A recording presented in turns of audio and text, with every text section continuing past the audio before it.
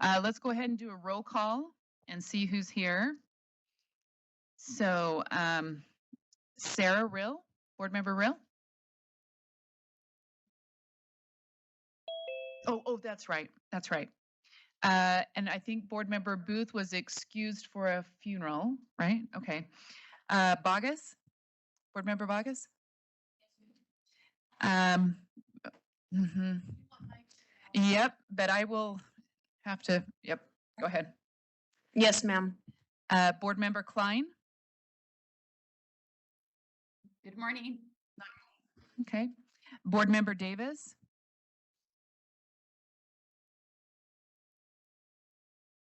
Okay. All right, thank you. Vice Chair Earl is a yes. I'm here. Board Member Green, is she traveling still, right? Yeah. Okay, so she may be on. I know she's still traveling. Board Member Hart. She will be joining us shortly, I think. She had some family things that came up suddenly. Board Member Carey. I think he's went out. Board Member Wood. Yes. Okay. Board Member Lear. Here. Oh, here. Chair Moss. Here. Board Member Norton.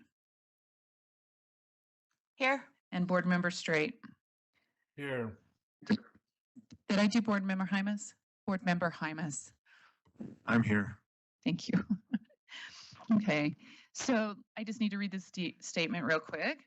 As authorized by Utah Code 52-4, this meeting is being held electronically with an anchor location at the State Board of Education offices. The public may also attend electronically, and that we have exits here and at the other end of the building here. So, so we are going to go ahead and turn the time over to Superintendent Joel Coleman for, let's see, what do we have first? Information. Do we have any public comment today? No public comment. Okay. So, yeah, we'll go ahead and let you get started. Looks like first item is USDB student fee schedule, and looks like Finance Director Carl Empey will be doing that. Is that accurate? Okay, so let me get you. We've got a new system, so be patient with us. So there you go. I think you're on it. Hi, Carl Empey, Finance Director for USDB. This is the schedule that we brought 2 months ago. This is the board rule is we have to come to you twice to give the public opportunity to comment on the fee schedule if there are comments, which there were none 2 months ago, and it looks like there's not any today. This is the fee schedule that we are proposing to implement. The first in the 3 items are in the green are the fees that we're proposing to charge for the students. An athletic fee of $100 for all participation in the various athletics. Study abroad fee is a $500 fee we charge and then refund right before the trip. So the student, we collect it.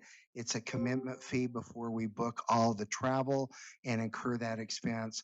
We refund that back to the student before they go on the trip, so they've got spending money while they're traveling abroad. And then we've got the $250 board mandated fee for the driver's education fee. I'd be happy to answer any questions, Madam Vice Chair, if there are any.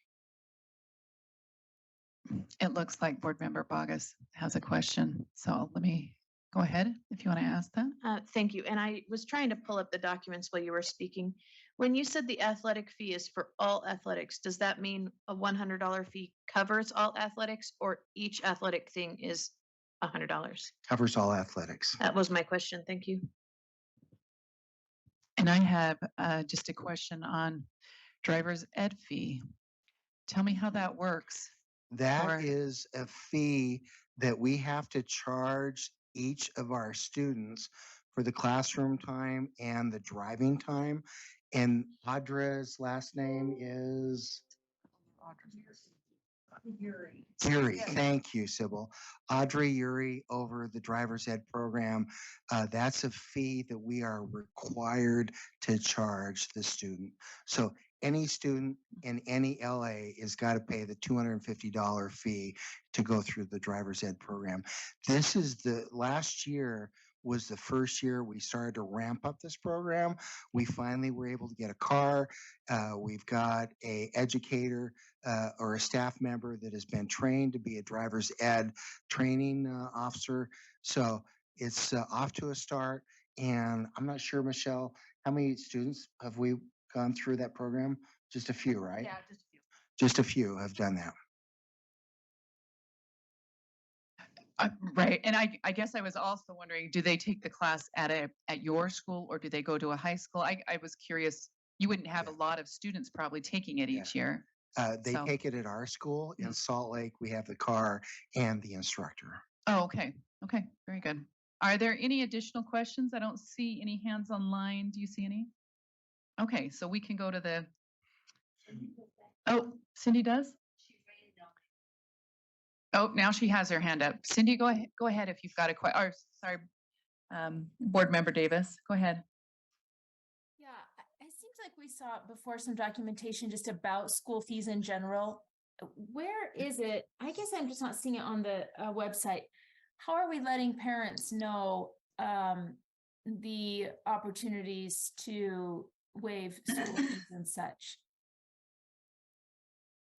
Jill, you want to take that or you want me to? We do it the same way for every fee or whatever it is. It's in the registration packets. It's Okay, actually, I mean, there's no special effort to it, but we do it mostly at registration. When We they let them know that they're registration. eligible. okay, What? great, thanks. I was wondering, thank you. If they apply for free reduced lunch or anything like that, then they're eligible. Perfect, thank you. Sorry about that lame answer. I wasn't really prepared for it. No, We just it do it was- like everyone else. It was great, and to be fair, you've already showed us some of the documentation with it in the past. I just couldn't remember how we're letting parents know the options. Okay, thank you. I don't see any other hands or questions. Is there any other? I can add one more thing. Oh, yeah. Part of the policy is whenever they have a fee to pay, we have to give them this whole policy and let them know that they're eligible. They may be eligible for waivers. Okay. Okay, thank you. Great. I'm just realizing this is the consent calendar. I didn't know if we were asking for information. I should have just asked if anybody had any questions on the consent calendar, and if not, a motion for that. Are there any additional questions on the consent calendar? We have RBI contract for Ogden Campus Athletic Field. That's another one on there. So, and if not, I'm looking for a motion. I'll move to adopt the consent calendar. Okay, and a second? Do I have a second? Okay. So the motion on the table is to adopt the consent calendar. Do I need to read any more than that?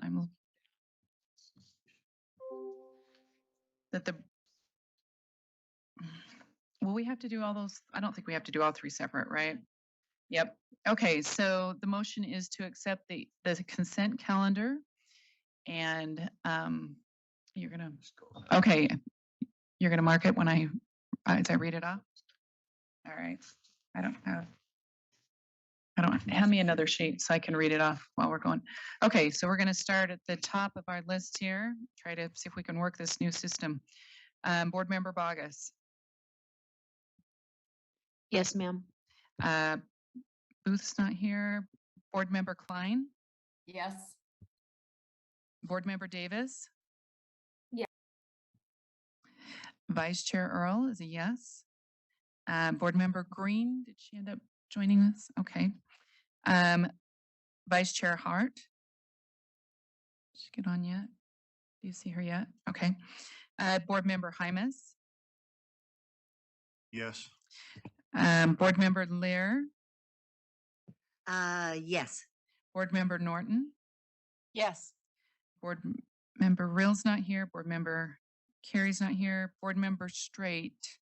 Yes. Board Member Wood Yes. and Chair Moss. Yes. Okay, what do we have for our? Okay, that's 10 in favor. So that passes. Let's go to the next item on here. This would be the monthly budget report. And Mr. MP, if you want to go ahead and do that, that would be great. Thank you, Madam Chair. Oh, The financial report is for the 12 months that ended June 30th. This does not include period 13, which we will come back and report. Period 13 gives us the chance to pay all of the bills that we've incurred and need to pay through the services, goods and services received through June 30th. The good news is we remain financially solvent and it's been a good fiscal year. Our results are very comparable to where we were this time last year. Our inflows of monies, revenues, and transfers from the state and from your office, I'm just going to round up, totaled about $51.2 million. Our expenditures were $48.6 million, leaving us a surplus of $2.6 million. And we anticipate that dropping a little bit as we pay these bills incurred through June 30th. The number of students hasn't changed since school let out. There's no new numbers since school's been out for the summer. Our three funds that we report to you on a monthly basis is our enrichment fund, which comes from the Land Grant Trust Fund. That balance is $158,555. The donated fund, this is where we receive donations. This is not the foundation. This is where the public have sent checks in for the school for various projects and purposes. That balance is $264,161. And the education fund balance is $1,082,598. The next report is a summary of our land grant enrichment fund projects. I should say the next 2 pages, the budget status report is just all the supporting detail that's on that first page, the summary financial report.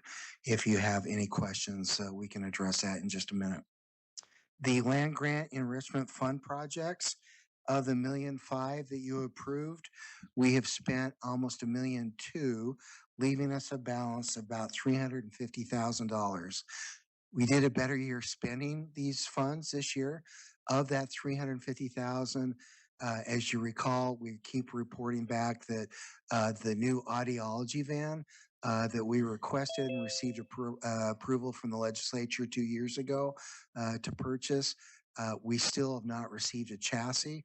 And so that 200,000, that 350, leaving us about 150,000 left to be spent. So I'd be happy to answer, Madam Chair, any questions you or the board may have. thank you. Do we have any questions? I'm not seeing any in here. Are there any questions online? Do you see any hands, Sybil? Okay, so we don't have any there, so thank you. You're welcome. Thank you. Yes. Okay, so the next item, and I'll let Superintendent Coleman introduce this and then have a motion to go with that. So. Thank you. Mhm. Oh, no, it's not. Let me, and just so those that are following online, this is the USDB Strategic Facilities Plan. So yes, go ahead. Thank you. So board members, in your packet, you have a copy of the USDB Strategic Facilities Plan. This is not the final plan that will be done by DFCM in the next 6 months or so. This is just our internal strategic plan. We shared a draft with you previously, and this plan includes things that will be modified in the future, like when there are plans for the St. George project, that will be updated in here and other things. So your approval today will just be an approval of the plan in its current form, so that when we go to the Public Ed Appropriations Committee next week, I believe, that they will have something that the board has said is good, and we will be requesting at that time for them to move it on to the Executive Appropriations Committee so that they can then release the funds and allow us to start on the Salt Lake facility. And DFCM also will be continuing to work on the plans as we look at what we're going to need in the future in the St. George area. So this plan was reviewed by the subcommittee that was appointed by the board that we've been working with. This was the second iteration. After the first meeting, they asked us to go back and make some changes. Those have all been updated. And so for your consideration at this point, this is the current plan as it stands, with the understanding that there will be future amendments as things develop.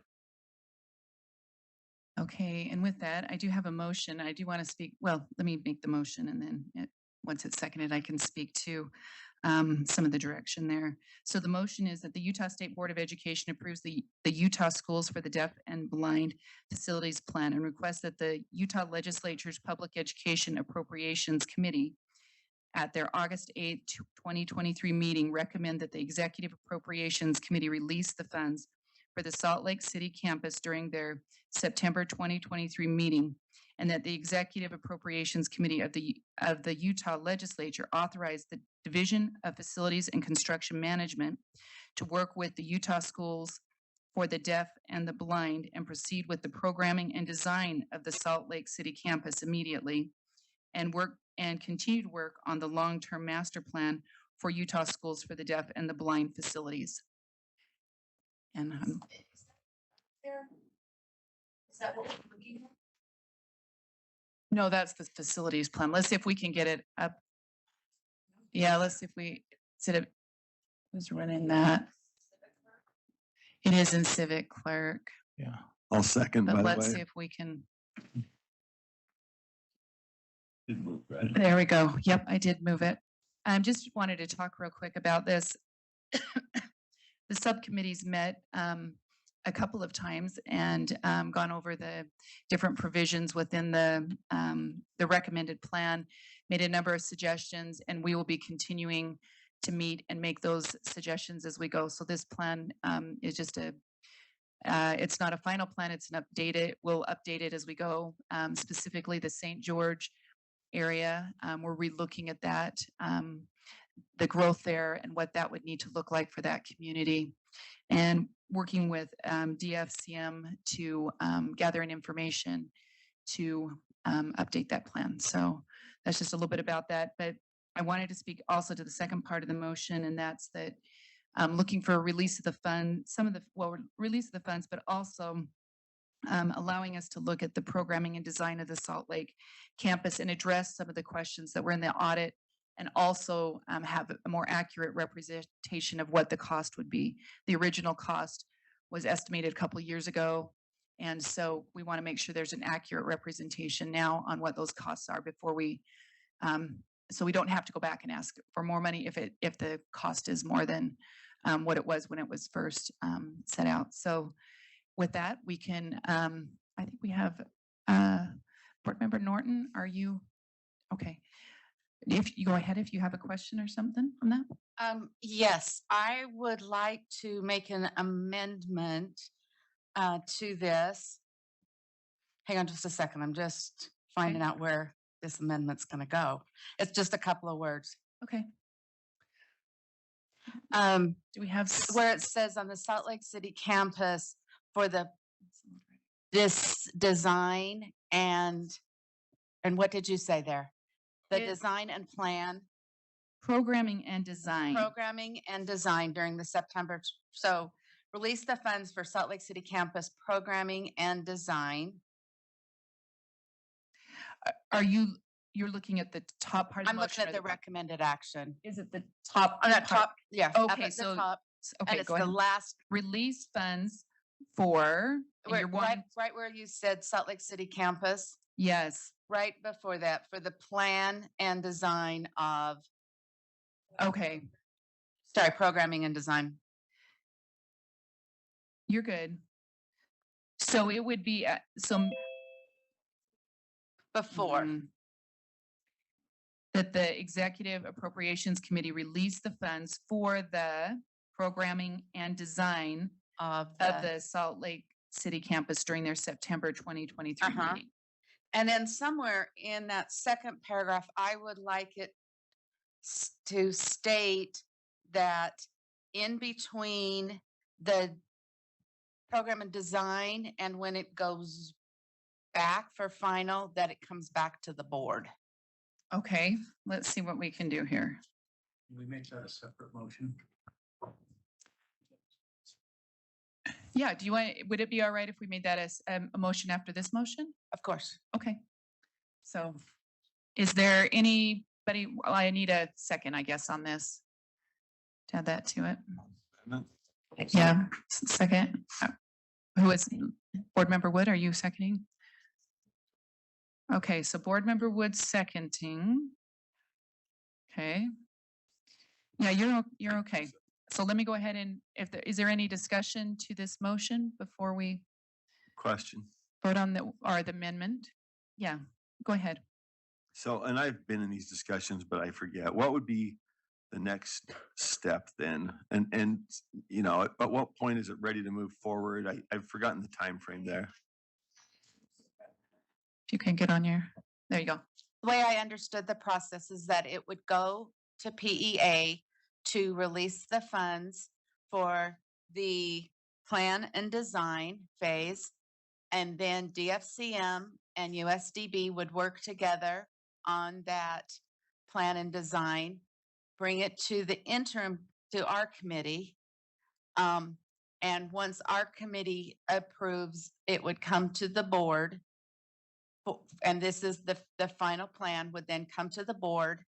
And if the board approves that final plan, when the board approves that final plan, it would go back to the legislature with the new projected budget and the plan.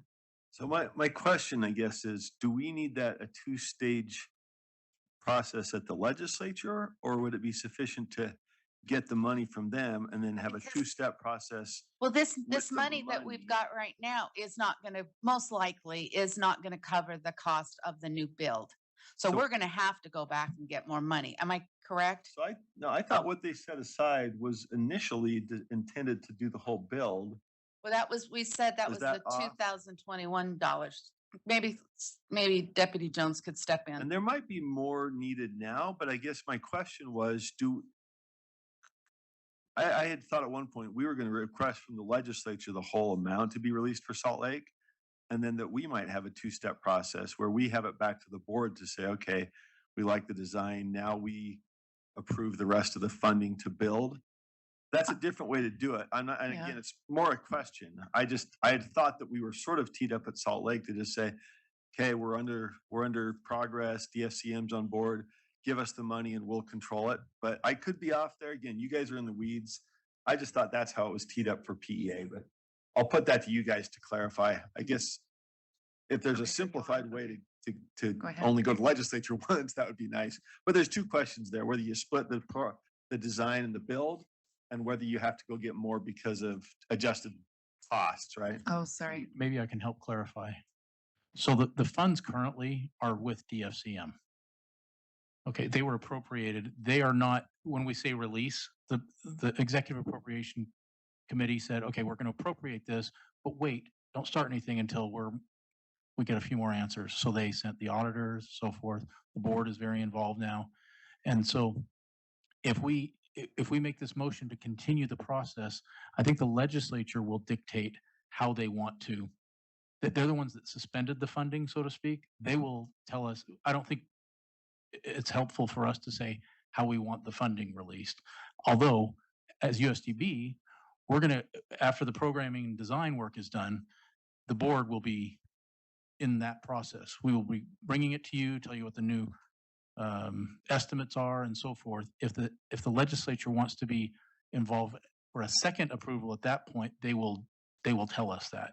Does that make sense? Yeah. So the first time we go up, they'll tell us if we're going to need to come back to approve Yeah. the build. or Normally at whether- this point, it would all be in the hands of the board. That's what I thought. USDB and the board as one entity. If they are willing to release the funds now and say, go ahead, the board is still us. We're still all involved here on this. It's not, USDB is not going to proceed and start building something after programming and design unless the board says, great, knock yourselves out. So, and I think the key thing here is that the programming and design will also answer some of the questions from the audit that are still outstanding that the education committees were asking, right? Right. They were still asking about those, and that in working with DCFM, make sure, DFCM, sorry, that they were going to help answer those questions. That's why we're looking at programming and design so that there would be an answer to those questions. And then an estimation of cost, if there were additional costs, right? Mhm. Am I understanding that Yeah. correctly? And then I guess then maybe the question for me is, at what point does that come back to us in order to go to them? Is that maybe what you're asking? My question is whether we have to go to them twice or go to them once, get it released, go do the design, come back to us to release the second part. And not having to go back to the Back to the legislature. I see. I'm seeing if we can avoid a second trip to the legislature with us as the check on whether the design is now okay for us to say, all right, let's build. That's my question. And that, if we go back to them, it will Yeah. probably just be for Deputy Jones, do you, additional sorry, money. maybe have an answer for that? Oh, yeah. I'm sorry, could you repeat the question? Yeah, so the question was asking for the release of the funds, doing the programming and design, having, let me make sure, DFCM, having them do their process. Is that needing to go back before the legislature? It would if we needed additional funding, though. That's the only thing Right. that's the hiccup I'm seeing there. It's because we Yeah. don't know possibly what the cost is. But that's different. You know, maybe, Madam Chair, if I may. Yeah. Maybe the term release the funds is not the right term. Maybe what we're really seeking, or perhaps what we're seeking, is utilization of the funds. The funds are there. They're for DFCM. You know, I think we kind of went with the release of funds because they were held. I mean, you know, the whole process was basically held up, which that's fine. So I don't anticipate that we have to go back. I think that really what we're seeking is the EAC to say, hey, look, you know, you're satisfying the requirements of the audit. You've obviously got a plan. DFCM, Jim Russell is listening right now. He's on board. He can text me if, you know, I'm off base here. He's already leaning into the process for the design and the build of the Salt Lake campus. It's really just a matter at this point of ensuring that both PEA and the EAC, PEA making the recommendation to EAC to, you know, basically allow utilization of the funds that are already there. So, no, I don't anticipate that we'd have to go back. So we Yeah. would if, And the board, yes, I'm sorry, and the Yeah. board, yeah. but we would if there was a cost beyond that. Yeah, You're right. Okay. yes, ma'am, but I really don't anticipate, well, I don't know. Yeah, Yeah, we'll have to see. Let's Yeah. let DFCM do their work. And then if it comes to that, I'm sure we can look at it. Okay, again. so after the programming and design, if I'm understanding this correctly, we're requesting this after the programming and design, that comes back before the board. Mhm. And then, which would probably come to the subcommittee and then the board itself to then continue the next move forward part on that. Okay. Right. okay. If I may just expand on Yes. that just a little bit, that's really an important piece you're talking about there, because one of the key concerns that came up of this is how much is the board involved with the USDB on the strategic facilities plan for, you know, near term, midterm, long term, right? And by bringing the input or the product that DFCM is helping build back to the board, it really makes sure that you're all seeing, hey, this is, you know, what we recommend the Salt Lake campus look like. Whether it's an action item or not, I'm not sure. But, you know, depending on what you want to do with it, I think that it just demonstrates to everyone, not just the legislature, that, you know, the board's actively or proactively involved in overseeing the USDB plan for facilities now and in the future. Okay, so can I maybe make it see if we can, by friendly, put utilize instead of release? And and then we need to vote on the amendment, which would now include utilize. Do you see where to put that? Sybil? Instead of release, Can we authorize the utilization? yes. So authorized utilization of the funds. Is there anybody that has a problem with that friendly change? Oh, you have a comment. Okay. Okay. Board Member Wood. So does the language programming and design phase, does that potentially necessitate, sorry, it's been a long 12 hours. A second trip to the legislature. Like, does that, would that open us up? Because we are limiting, the language is limiting the process. Good question. That's my Because- question. Because Require either way. Yeah, but if we, you're right, if we limit it, I'm sorry, I should pick mine. I would speak against the additional language if it in any way Yeah. would require a second visit because we limited this. It would only require a second visit. Oh, It would only require a second visit if there are additional funds beyond the amount that they've currently set aside for that building. I'm in line, Jenny. okay. Okay. And I see what you're saying because it now looks restrictive, right?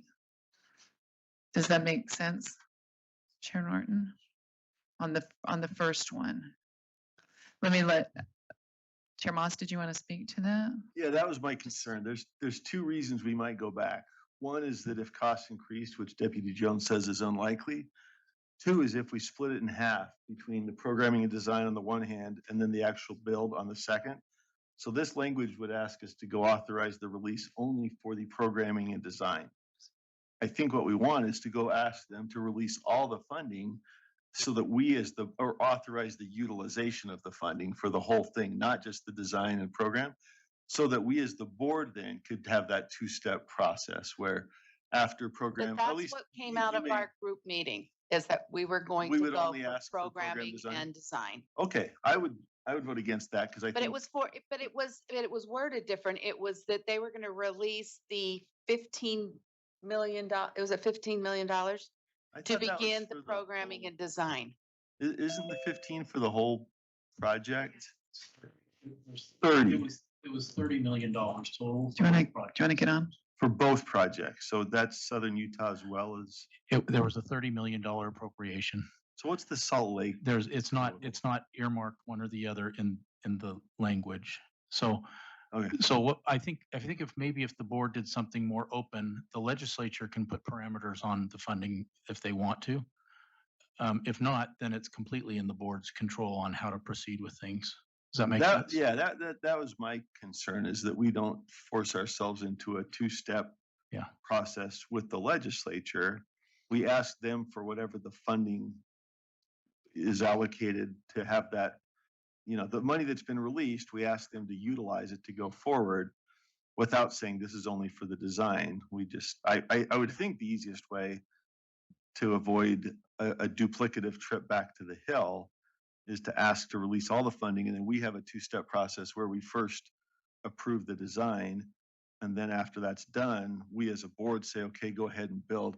I could be off there. I'm just trying to avoid more legislative entanglement while preserving our ability to make sure it's a review. That might have been the language. think- I'm just looking. well, at the streamline language- it. That I wrote down is the second part of the motion. That's how I wrote it down from the committee. So it would be, it encompasses that, it tells who's going to do it. So, I'm just going to read that again. And that the Executive Appropriations Committee of the Utah Legislature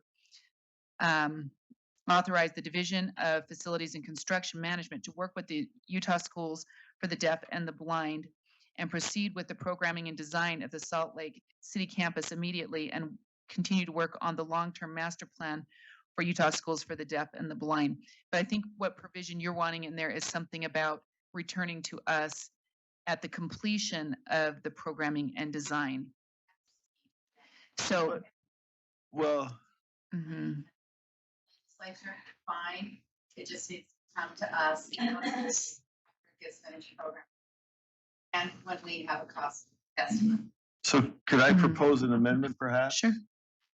I think it would be then perhaps to authorize the utilization of the funds for the Salt Lake campus with the board to review expenditure of funds for building after the programming and design phase.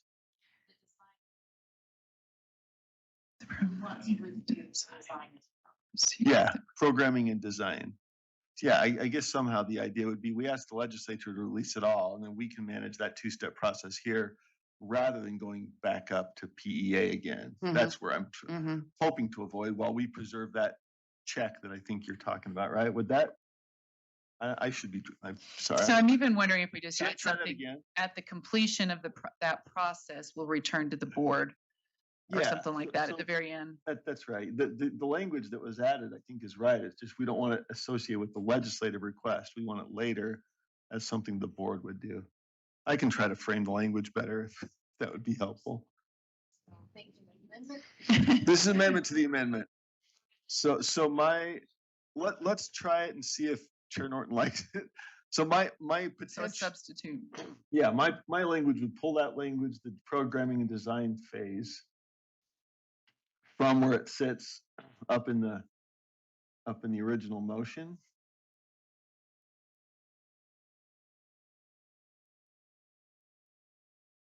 Well, but it would be pulled out from up in the motion. The underlined stuff would be pulled out for the Salt Lake campus during the September 20 meeting, comma, with the board to review and then insert what you just pulled. I don't know if you need that input for the legislature. You can just tell us to Well, do that. We are you. Well, that's true. I think there's a desire to have it maybe in there as part of them, with the board to review the programming and design phase before Prior to approving the build, the construction. construction. Yeah, prior to commencing approving construction. Construction, Yeah, or before construction commences. to approving construction, or yeah. Something like that. Does that Yeah, capture it? that's good. Okay, that's friendly then. Okay, Was there a second? We got a second on it? Okay. Any discussion to this motion? Okay, Board Member Wood? I think actually that location needs to be in the next paragraph That's what I was down, thinking too. following the proceed with the programming that the Utah Schools for the Deaf and the Blind proceed with the programming and design of the Salt Lake City campus immediately. And following that immediately is upon completion, then they Yeah. return to the Do board. you I think have the it's next part there because it has the two parts to it. because you're asking the EAC to do two things and you input a section for the board in the middle of that two-part request. Yeah, following immediately, right? Mhm. That's where that, in my view too, that's where that should go because that's where that programming and yeah, that fits better. I Design. got the second paragraph. I was trying to shoehorn it in. yeah. That reads better. So take all that underlined language out of the first one. Yes.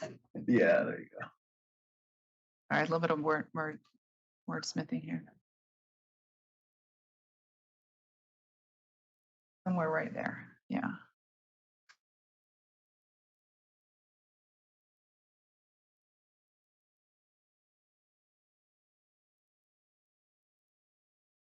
Got two that boards up front there. There we go. Okay, so that the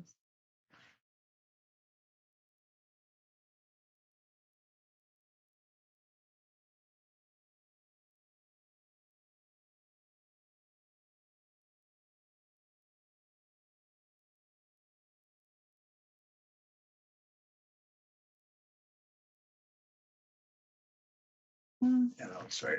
What's up, Phil? It's a better location. I'm Yeah. just wondering if it, Thank you, Jill.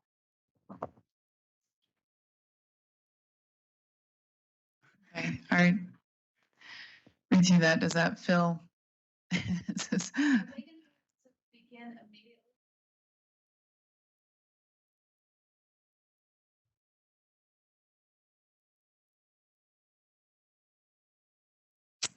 what, well, it's the two part. We've got the first part, which is the legislative part, and then this part follows that. And they are currently engaging with DFCM, yeah, to work on that currently, right? Isn't that accurate? Okay. So that's already begun. So, okay. All right. We are gonna let that more comments on this. Superintendent, did you have a Can I comment? point of order clarification? Still reminds me, I don't think we've moved on the second part here. We've sort of now made tweaks to the second part, but I think only the first was formally moved. Yeah, Okay, let's go ahead and maybe it's a make substitute. a motion. What's that? You can go out of order if you want to.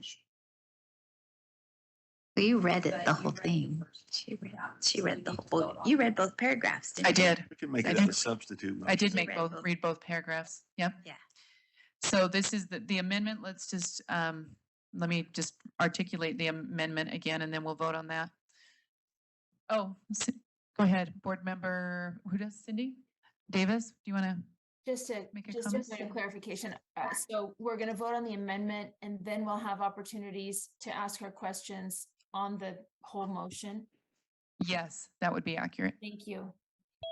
Okay, so the amendment is to add, after Salt Lake City campus immediately with the board to review the programming and design phase prior to approving construction. Are you speaking? Okay, okay. Any comments? Okay, let's, oh, Member Klein, Just, go I ahead. think there's an extra that in the first sentence that could be removed. That the board and the Executive Appropriations Committee, I don't think you need that second that, but I don't think. Yeah, we can, know that it yeah, we mattered. can clean that up real quick. Thank you. Okay, so we're gonna go ahead and vote. Are you taking votes here? Okay, it is the amendment that I just read out. So let's go ahead and start at the bottom. So,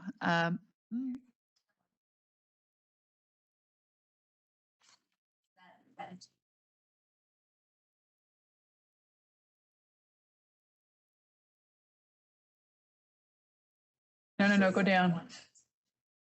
Oh, that we added the board to both of them. I didn't, it wasn't on there. Sorry, I just put that in my minutes, so. Oh, okay. Formatting. Oh, the State Board of Education, but the second one doesn't have. I don't, What's confusing you? so the second part of the motion doesn't have the board in it. It's just, and the Executive Appropriations Committee. Does it need to be that the board? The board requests the EAC to authorize them to. Possible to pull them. Is that the full motion then, or is there part of it that's on the first page? Could we combine those two so we can see the two together? That paragraph and the other one? There's one that asks for the money and the other.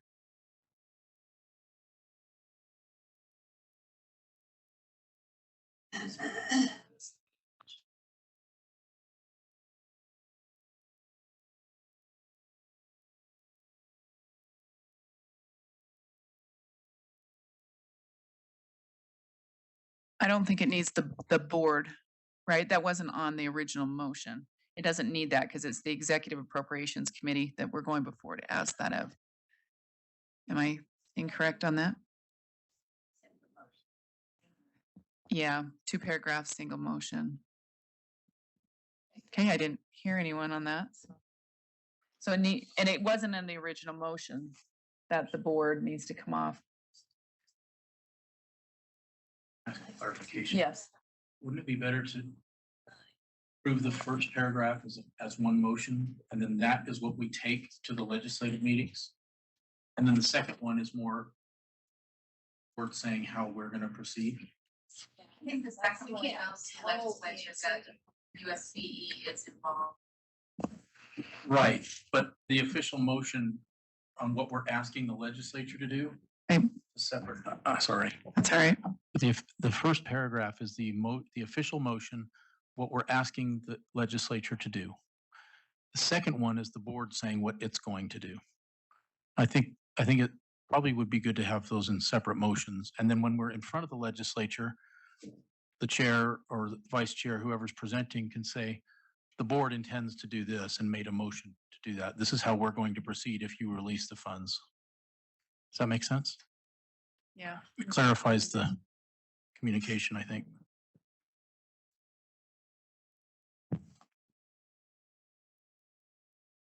Except for the second one actually is asking, not the board, but it's asking the Executive Appropriations Committee to authorize. Yeah, so I don't think they can be separate. I think they've got to be together. Oh. Okay, so we're going to go to the, what do we have? The amendment to add with the board to review the programming and design phase prior to approving construction. And I'll go ahead and take, unless there's any other comments, we'll do a vote. You ready to vote? Yes, yeah. This is Sarah. Are you there? Yes, thank Okay. you.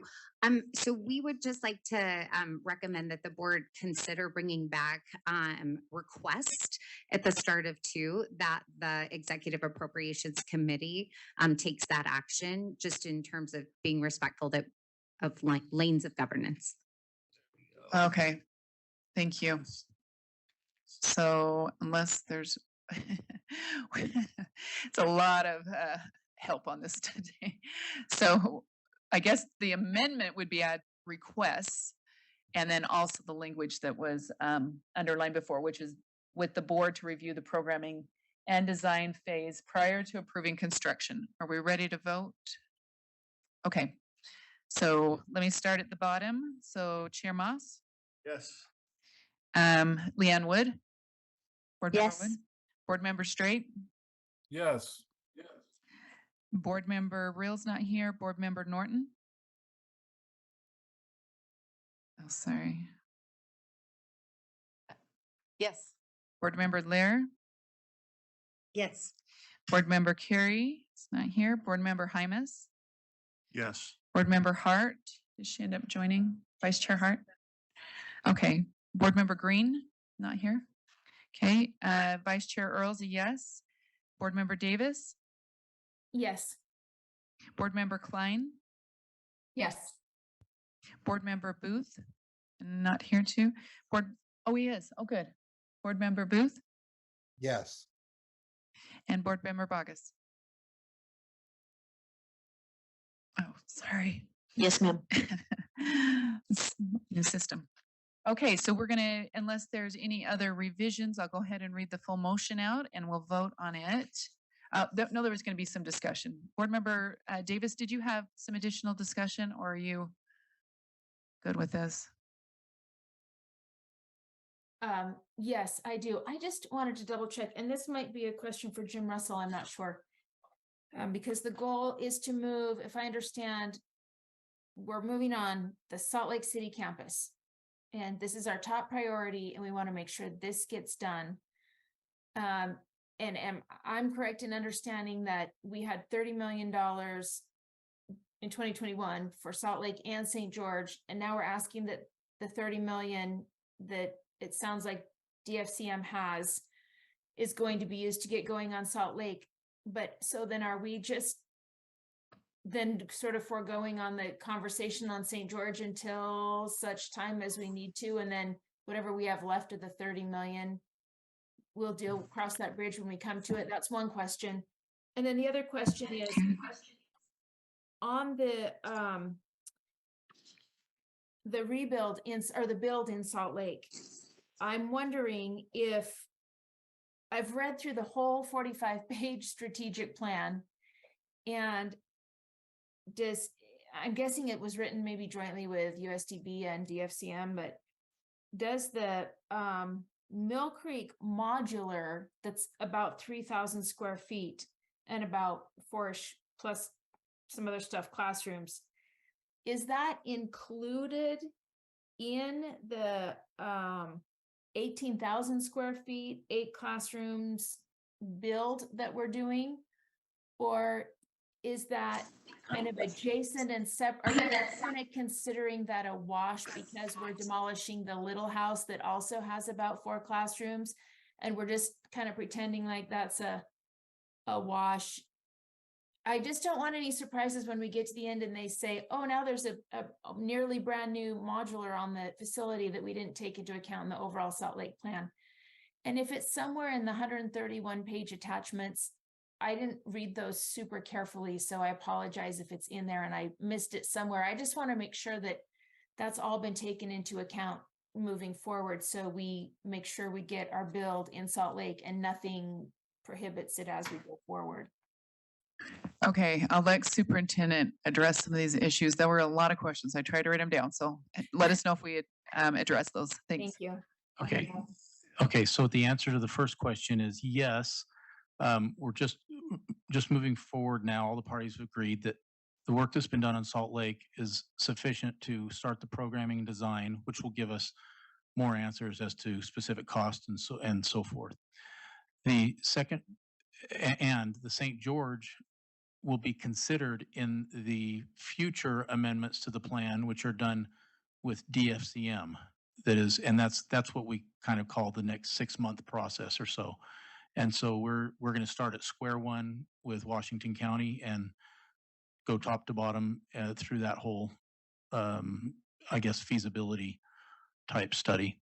Okay, so the second question is the modular is from Mill Creek.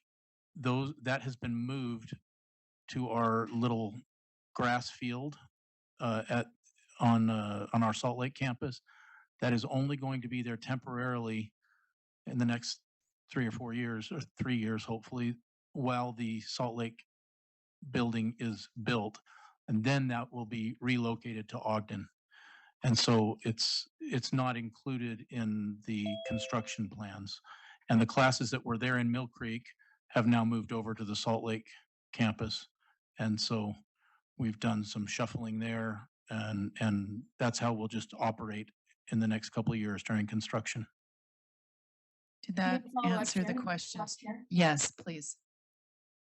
That is Yes, go really ahead. helpful to know. I could not find that anywhere in the strategic plan.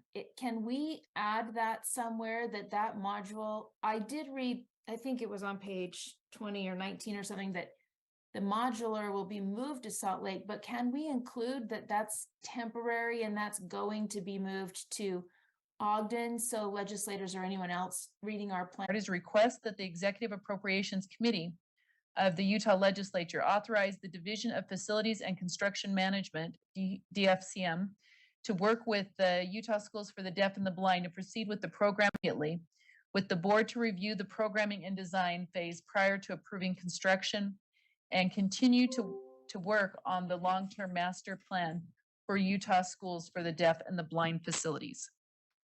Quick comment. Yes. As long as I don't have to read it again. No, it's not quick comment. One of the things the audit requested was to tie the particular unique needs of their students to the facilities plan. And if you haven't had a chance to read this yet, because I know we're all reading a ton of stuff, it's a really good guide to that connection. And so you'll see things like the purpose for the schools for the deaf, why we don't mainstream all deaf students in traditional schools. So I'm a yes on this, but I just want to point that out. This is helpful not only in fulfilling the audit for legislators, but pretty good guide to us as board members as we've tried to get ourselves more in the weeds of trying to help USDB. This is a pretty good guide to why these kids have particular needs and how the facilities that they're proposing fulfill those needs. So I'll be ready to vote. Sorry. That's fine. Are there any, Board Member Davis? Yeah, okay, one more question. I was so happy because I thought all my questions were resolved, but the resolution brought one more. I just want to make sure I wrap my head around the rationale of why we just remodeled that modular on the Mill Creek campus, but now we're going to spend $250,000, if I remember correctly, to move it to the Salt Lake campus. And then 3 or 4 years later, we're going to spend, I'm guessing, another $250,000 to move it to the Ogden campus. And part of me thinks, why aren't we moving the modular to the Ogden campus and just keeping things as they are while we build? I think I've answered my own question, but I want to make sure someone tells me if I'm right. Is that because we determined Shall or do you want to? that the little house isn't habitable really anymore, and we have to spend $500,000 to make these moves of this modular? Is that the rationale? If it is, that's fine. I just want to make sure I'm well versed so I can speak to it as I'm being asked. Do you want to answer or? Okay. Okay. So the moving the portable classrooms was not related to the little house. It was because the classes that were at Mill Creek still require space. So that space is being added temporarily to the Salt Lake campus until the high school building is done, which will be sufficient for all the space we need. And then the portable will be moved to Ogden at that point. So it's the little house obviously will be raised for the new building, and we're still using that for one kind of classroom area. But it's definitely not a long-term solution, and it never was intended for that.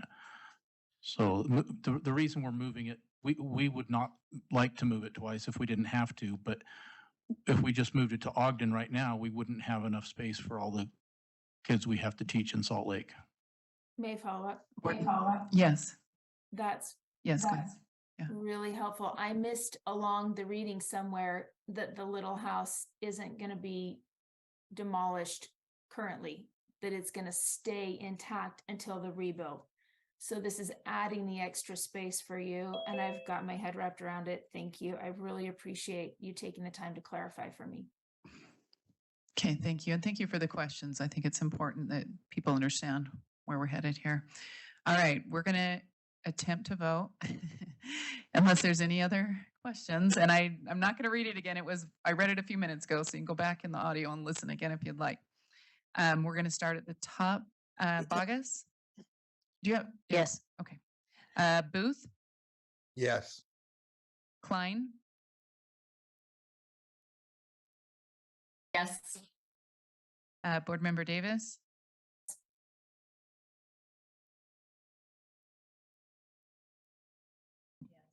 Oh, Board Member Davis, you might have said something, but we didn't catch it. Do you want to, your vote? I said yes. Okay, thank you. Vice Chair Earl's a yes. Board Member Green, not on, right? Board Member Hart? Is he here yet? Okay, Board Member Hymas? Oh, sorry. Yes. Board Member Lear? Yes. Board Member Norton? Yes. Board Member Rill? Board Member Straight? Yes. Board Member Wood? Yes. And Chair Moss? Yes. Okay, that vote, that passes with 11 yeses. And we will move to information item, which is our next item. It's Utah Schools of the Deaf and the Blind for the Blind Outreach Division Report. And this is coming from Susan Patton, Associate Superintendent of the Blind. So go ahead and push the button, and I will, when it's red, you're on. So there you go. Thank you very much. I just need to ask, in the essence of time, do we have enough time to do this, or do we want to move on and defer this? I mean, this is again the fun stuff.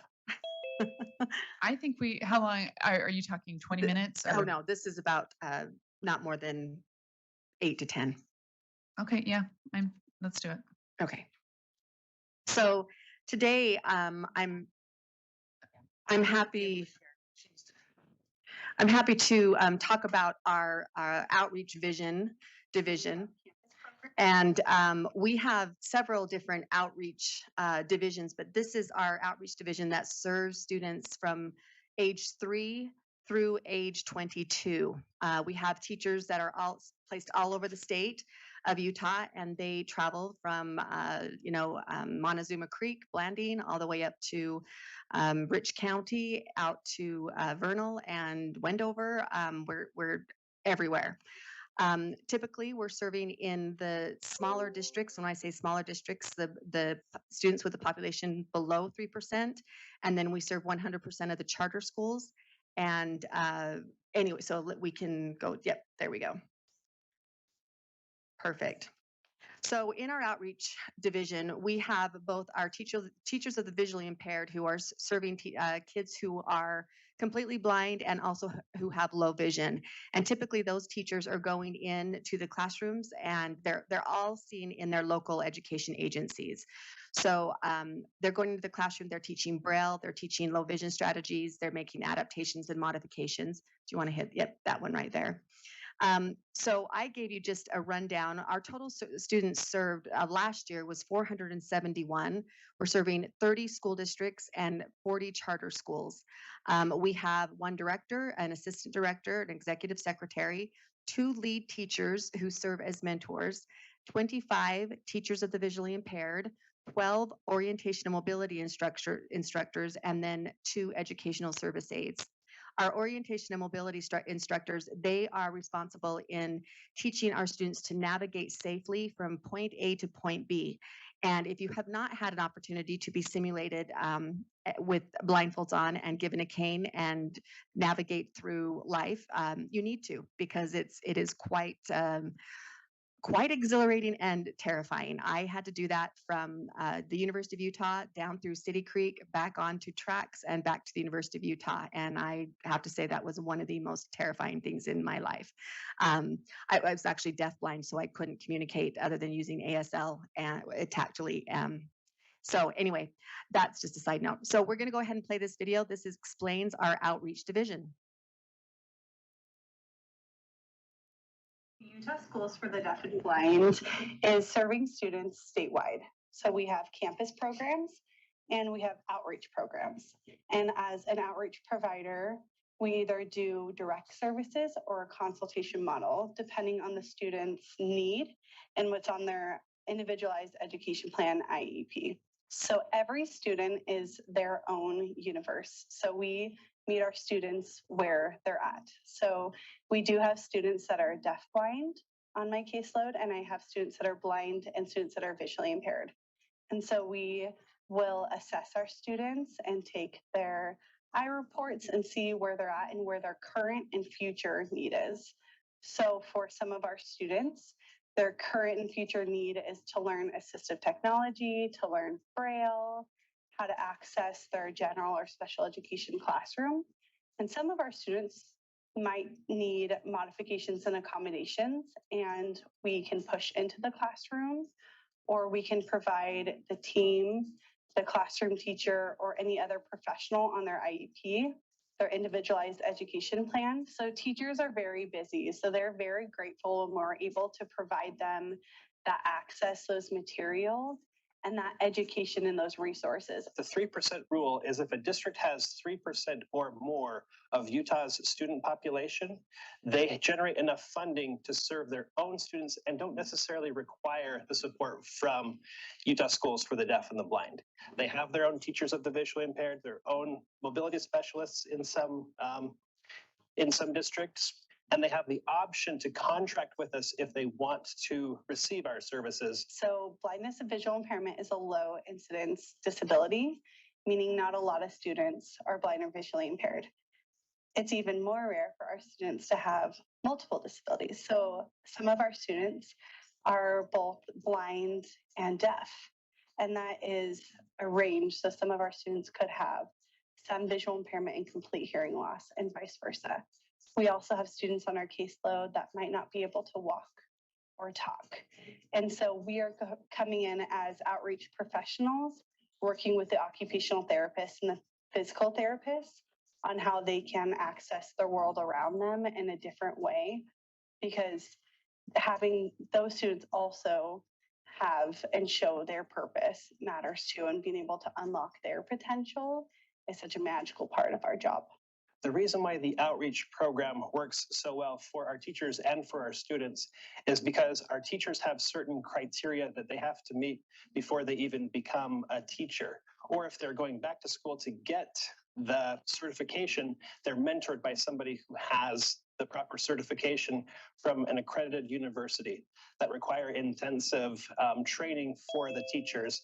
Our teachers come very well prepared to do the work when they graduate from these programs. Another part of working in outreach is collaboration, and we collaborate with our teachers, but we also collaborate with our parents. They are a very crucial part of our team because they know their child in the home and they want their child to be independent. So being able to collaborate with those parents to see where they want their child to be and having them advocate for their child is really important, and having them be educated in all of the tools and everything that we're doing with them is just as important as our students knowing how to use the tools.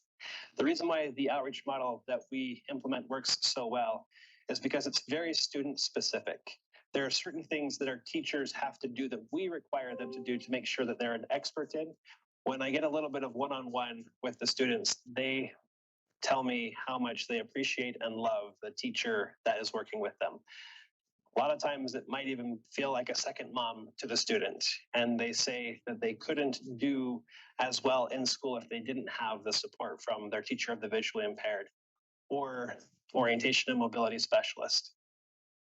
I love hearing these stories, and I love listening to what the kids tell me about their teachers. We send out surveys to teachers and parents on our outreach providers because we want to know how things went for the school year. So when I read the feedback from these surveys, it's so positive. And I love sharing it with the teachers so that they can read that they have made such a positive difference in the lives of the students that they have served.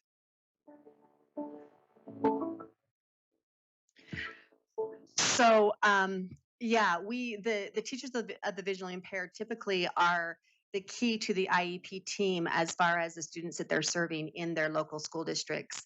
Our teachers of the visually impaired, they are, like, as I said, teaching Braille and low vision strategies.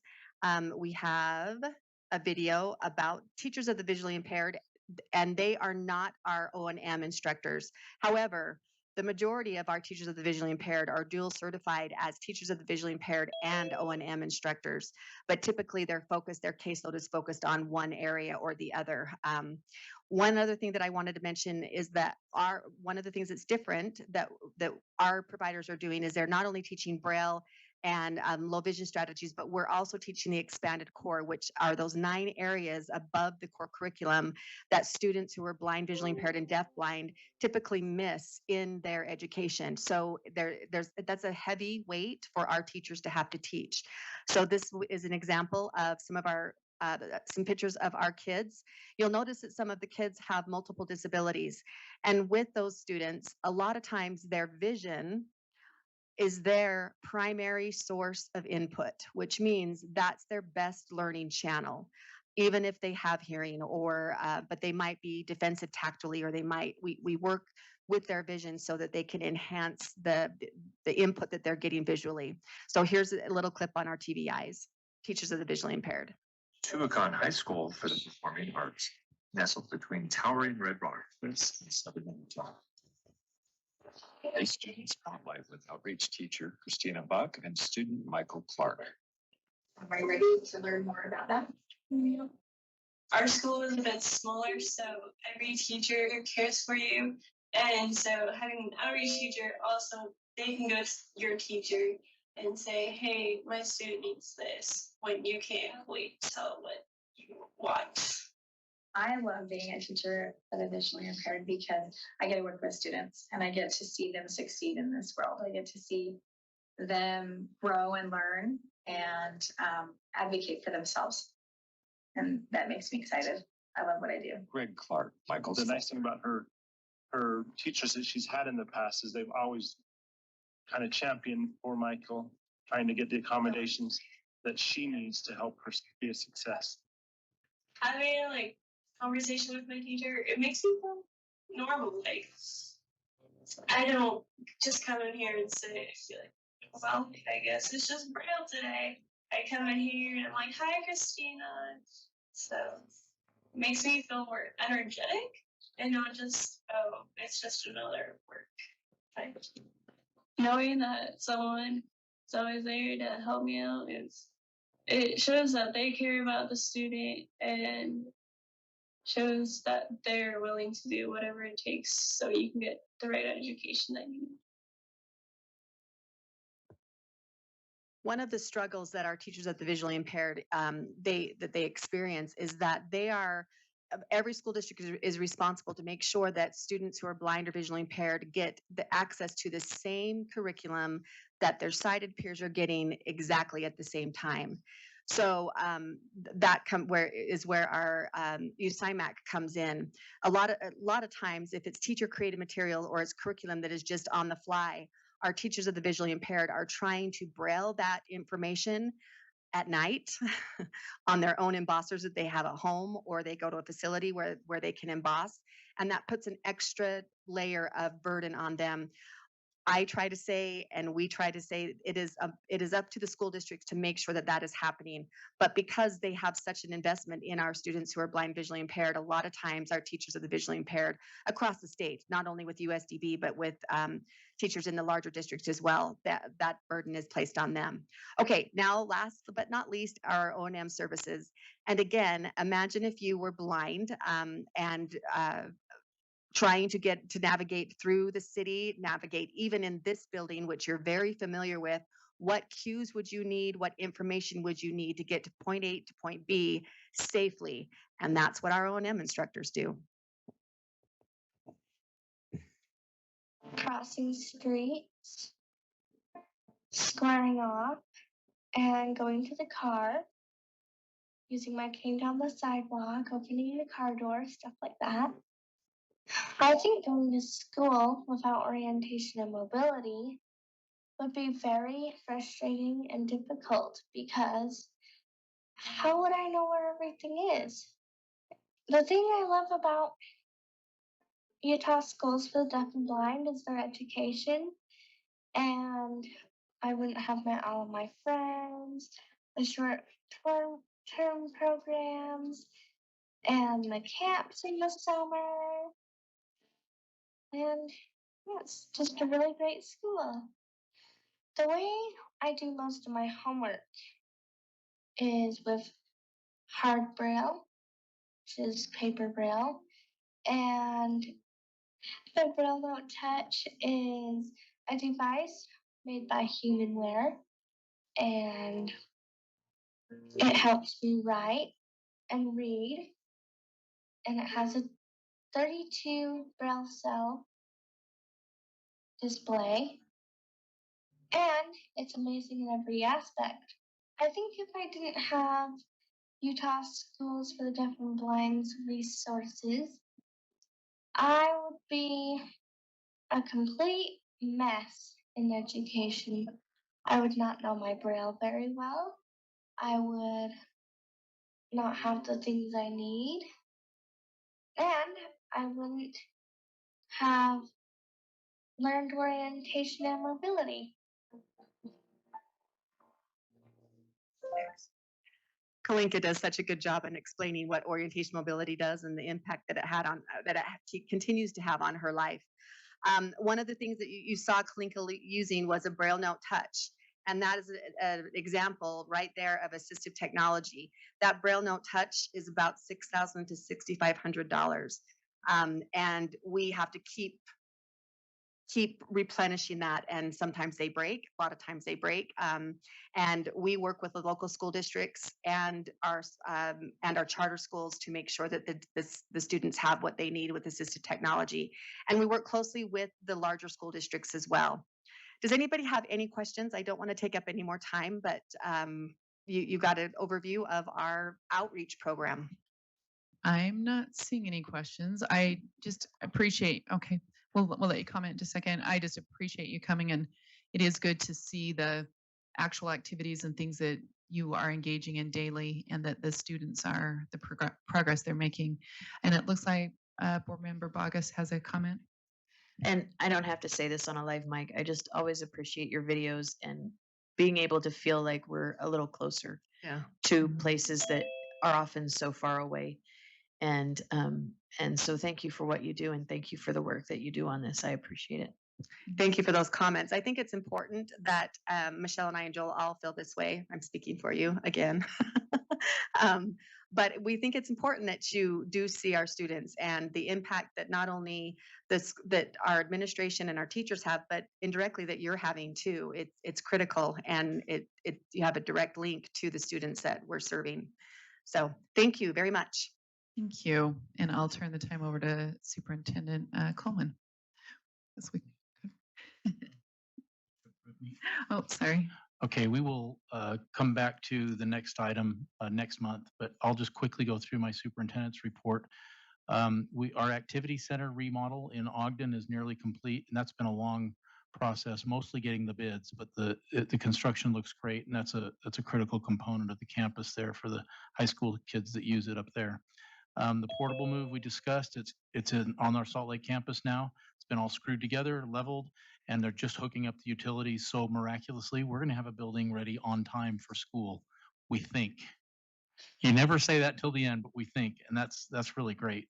The quarterly the audit report, the quarterly post audit report came in, no findings at all this time. It was awesome. And that is really, I mean, for anyone that's in accounting, that's really a big deal.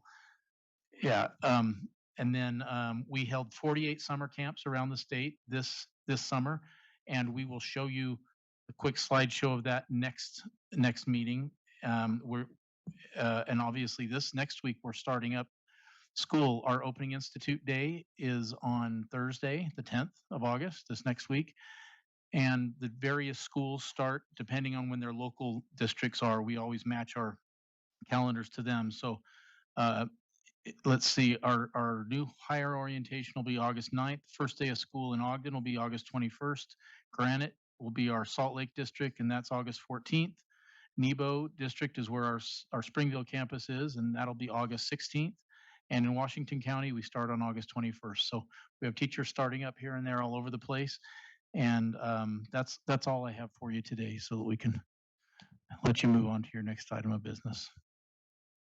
Okay, thank you. Thank you. I guess we'll close your meeting that we have for USBE. Oh, we've got a comment. Sorry. Thank you. I can't always see the hand there. Board Member Davis, do you have a question or a comment? Yeah, I just wanted to say that I attended the Opening Institute Day one year, and if the invitation is still open to board members, if any of you ever get a chance one of the years that you're serving on the board, it was just the greatest experience. I mean, the energy is high. You can feel the excitement in the air, and they do it's just a great opportunity to get a feel for the whole vibe. So just putting in a little plug. Okay, very good. Thank you. All right. Thank you for coming today. Thank you very much. And we'll see you guys later. And I'm going to turn it over to Chair Moss for this next section of our meeting, which is just general session legislation preparation. All right, let's take 5 and just check in on who's here and what we have going on. So we'll start at 2:30 with our legislative session. Chair, rural schools association. Yeah. And did Sid talk to you? I double check the style. That felt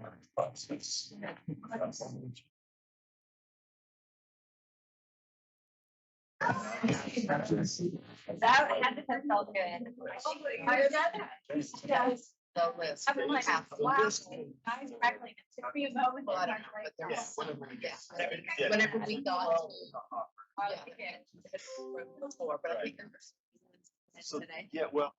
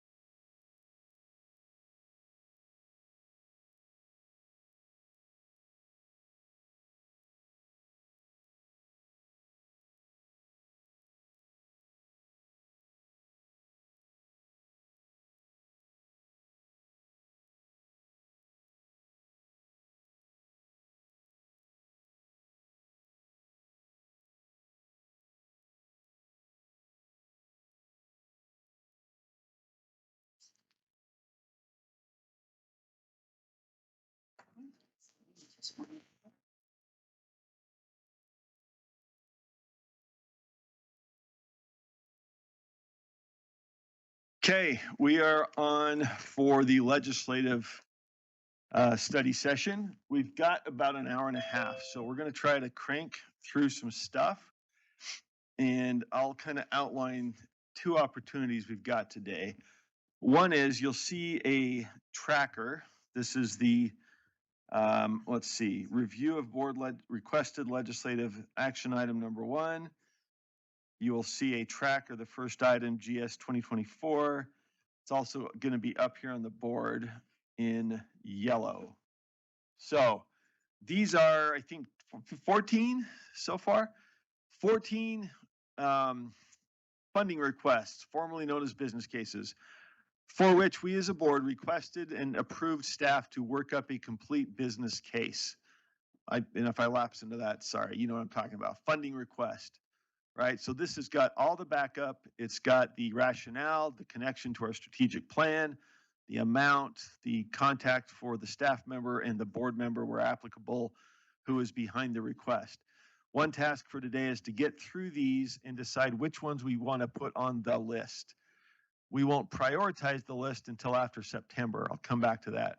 But we need to know today, preferably, whether we want these as funding proposals to go to the legislature, take the business case and turn it into a request to the legislature. Again, later on, we'll rank and sort and turn it into our top 10. But we've got that as one task before us, and so we'll plow through them in order, except for one where we've got some folks with us on recess, and so I'll turn to Chair Norton from Finance when I'm done here. Second piece is the set of possible funding proposals, possible business cases, which were worked up by staff, our staff with input from the field. And so you'll see that one, let's see. I think that's a separate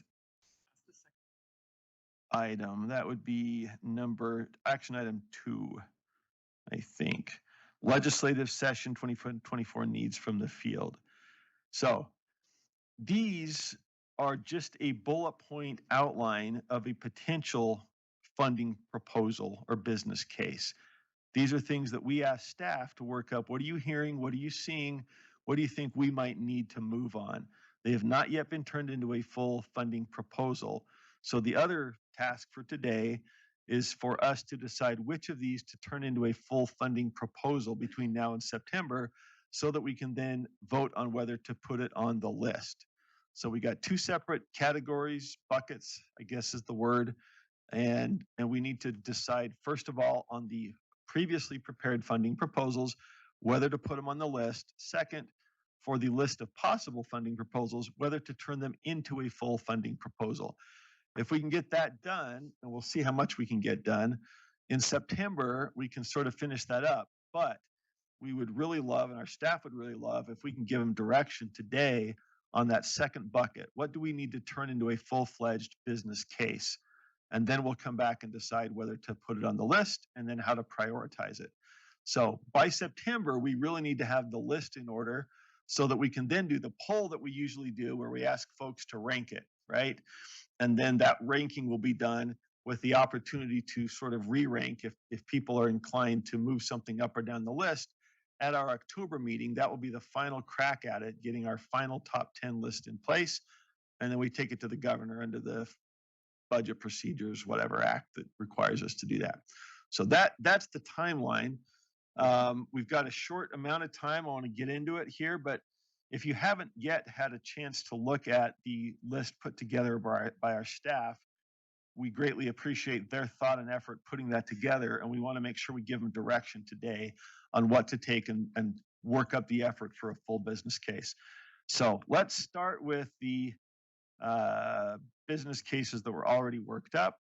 At some point, we might have to cut away and get to that second list. But let's start on the tracker with, man, I'm gonna have to fix my, where's the recess? I don't think we have these numbered, right? No. So second one on the list is the RESA request, and that one is board member Norton. And so when I come to these, typically there's been one or two board members and a staff person. I'll just kind of announce it in order, and whoever wants to lead the discussion, go for it. Sometimes the board member's been more involved, sometimes staff. But let's start with Reese's, and we'll just hear about it, ask questions, comments, and move quickly to a vote. Again, the vote is now whether to put this on the list, which list could include any number of items. That list between September and October will then be ranked. And that gives us our top 10 priorities that we as leadership and the rest of the board take up to the Hill. So any questions about the process generally? I know it's kind of confusing, but our guide, Deputy Jones, has helped us to streamline this over the last couple of years. Member Vargas? That's on the screen. I have a document labeled funding request tracker fiscal year 25 draft 2. But I don't have whatever's on the screen. I have the one from backup. I just don't have what's on the screen. Yeah, that's what I have. Yeah, okay, that's what she. I just want to make certain I'm on the same page as everyone else. So all this is the Number PDF one, of the take it Google away. Doc. Thank We're you. just using the dynamic As of screen the, to change one of the. colors. Oh, okay, so when board they members say who yes. is Okay. I have the great opportunity to work with the Reese's and the wonderful superintendents from around the state. As we have been working in finance this year, we've had a couple of opportunities to discuss some issues with them. And we decided rather than bring a single, a bunch of very different cases, that we were going to combine those together into one case. So our one case is the Reese's Service and Support Enhancements for Rural Education. This is a whole lot of bang for our buck, because we've got, like I said, 3 critically important bills. And the ask on this is a little bit over $1 million. Luckily, you don't have to listen to me because the most impacted people are right here with us and they can tell you some of this information, and then I'll just wrap up at the end. I'm going to turn the time over to Jason Straight, and he can then be our masters of ceremony. Okay, thank you, Director Straight. Thank you, Board. We have Superintendent Willis from Paiute School District and Superintendent Mon from South Summit School District, and they're going to address the board concerning the business case. Introduce myself real fast. I'm Superintendent Willis, Paiute. I hope you're having the best day ever. I like to say that to my students every time. I tell them it's their choice. They get to decide that it's the best day ever, so it might as well be. We have Superintendent Mon here. We also have all of the directors from the Reese's here, either virtually or in person, and that so they can answer questions as well. But we want to introduce this case, and Superintendent Mon's going to kind of start with the kind of mission vision of the Reese's. Thank you. There we go. Thank you. I'm Greg Mon, South Summit School District Superintendent. And I want to start first just by laying a little bit of groundwork. One of the things that I have heard Superintendent Dixon refer to frequently, that's a nervous look on your face, is we're in the business of building bridges for students, for teachers, for everybody. And as educators, we're always focused on building those bridges. In the case of students, we're focused on academics, their social well-being, their character education, and everything else. And I want to just real quickly read the mission of the Reese's. It's to provide cooperative services and assist LEAs in delivering efficient, equitable, and cost-effective educational programs that empower educators to increase student achievement and learning through economies of scale and local control. So today, we're here hoping to either highlight or build the bridge for you on the business case for the Reese's. I want to point out the Reese's serve 63% of our school districts in our state, as well as various charter charter schools.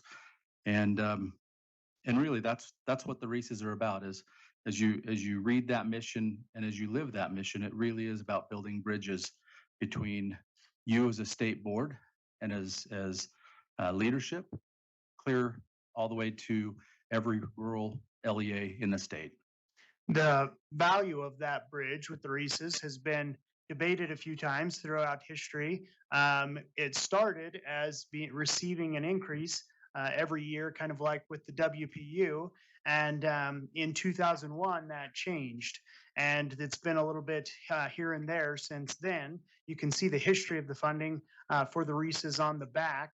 And we would like to say that we feel like the value of the REISs has been well established now that we all understand what that does for rural schools, and hopefully we don't need to rehash all of the amazing things that they do.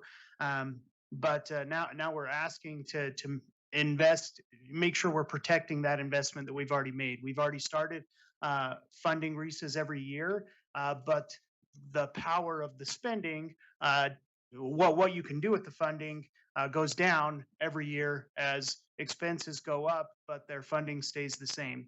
And so the third component of the funding request is that we create some type of mechanism for the REISs to receive an annual increase. And we feel like break down that 1 as you're going into this. Just give us a breakdown of the 1.7.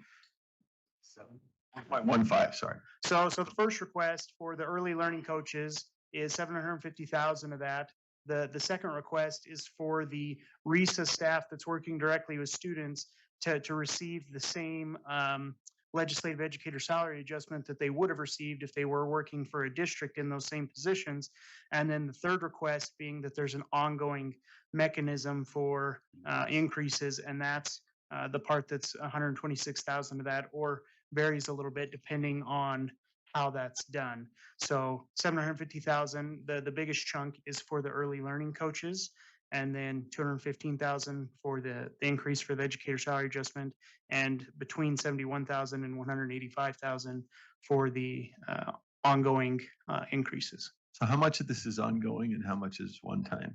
So the whole request is ongoing, but it's those three components are different amounts for each of the three components there. Okay, so if you don't mind, I'm going to see if there are questions, and I apologize. We're on about an hour to do 14 of these, so we're gonna crank. We want to make sure we got to you guys first. We greatly appreciate that. And I appreciate last year we got to dive into a lot of the great work, some of the results of literacy coaches, and so like you say, we're familiar, and I hate to give it short shrift, but knowing the great work you do, let's see what folks have in terms of questions about the funding request, and then we can get this to a vote. Questions, comments from board members? Member Hymas. I just have a comment. I like what you're doing. Happy to support it. Other questions, comments? Member Davis. Just a quick question on the education salary adjustment. Do you need funding to offset? There was a kind of a formula glitch, if you will, for lack of a better word, or do you not get any funding for educator salary adjustments for RESA employees? Are you not just asking this to supplement, or this is it because you don't get any at all? They don't get any at all. And or Director Strait can correct me if I'm wrong, but I believe that the RESA employees, even if they're working directly with students, they don't receive that educator salary adjustment at all. Director Strait. Oh, here we go. If I could. By the way, Okay, there we go. New mic system. We've been piloting this for about 3 days. Board Member Davis, if I could give an example, in the Q's region, our districts go in and they pay Q's to hire an employee, and that employee is a school psychologist. That school psychologist has a Cactus ID, is certified, works within all of the districts in the Q's region. And because they're a RESA employee and not like a school district employee, they don't qualify for the legislative salary adjustment. But if we switched the script and they were hired by, say, Paiute School District, and the district sent the money to Paiute School District, that individual would receive that funding. Interesting. Thank you.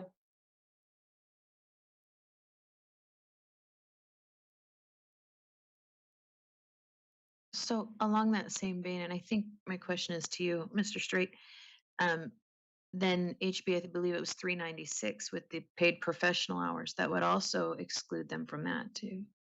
Is that a correct? That is correct.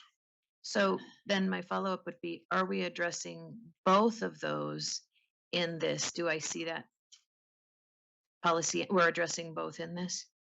I don't think we've talked about the 32 hours.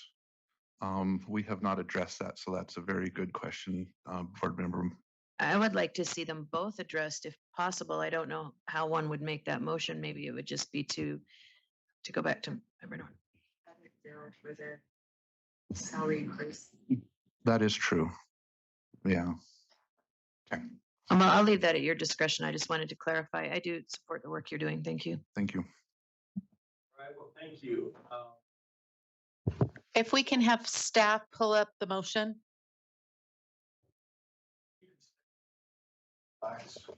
We appreciate it.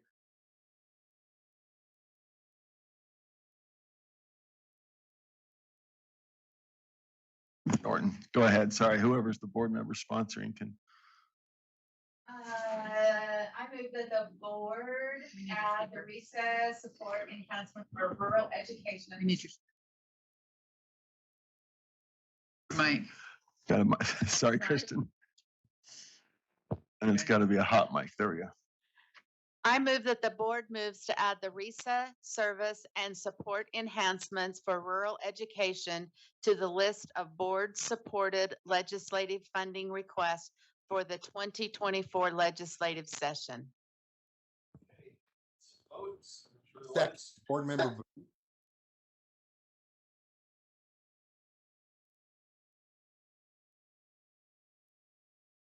Wood. Oh, sorry, member Wood. Yes. Member Straight. Yes. Member Reel. Not here. Member Norton. Yes. Member Lear.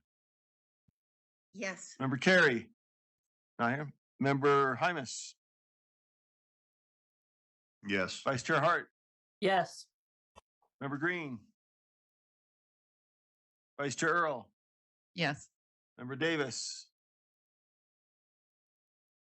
Yes. Member Klein. No. Member Booth. Yes. Member Bogus. Yes. Member Moss is yes. That passes by a vote of something to 1, 11 to 1. Thank you very much for joining us. We appreciate your efforts and look forward to supporting this case. All right, thank you. Let's.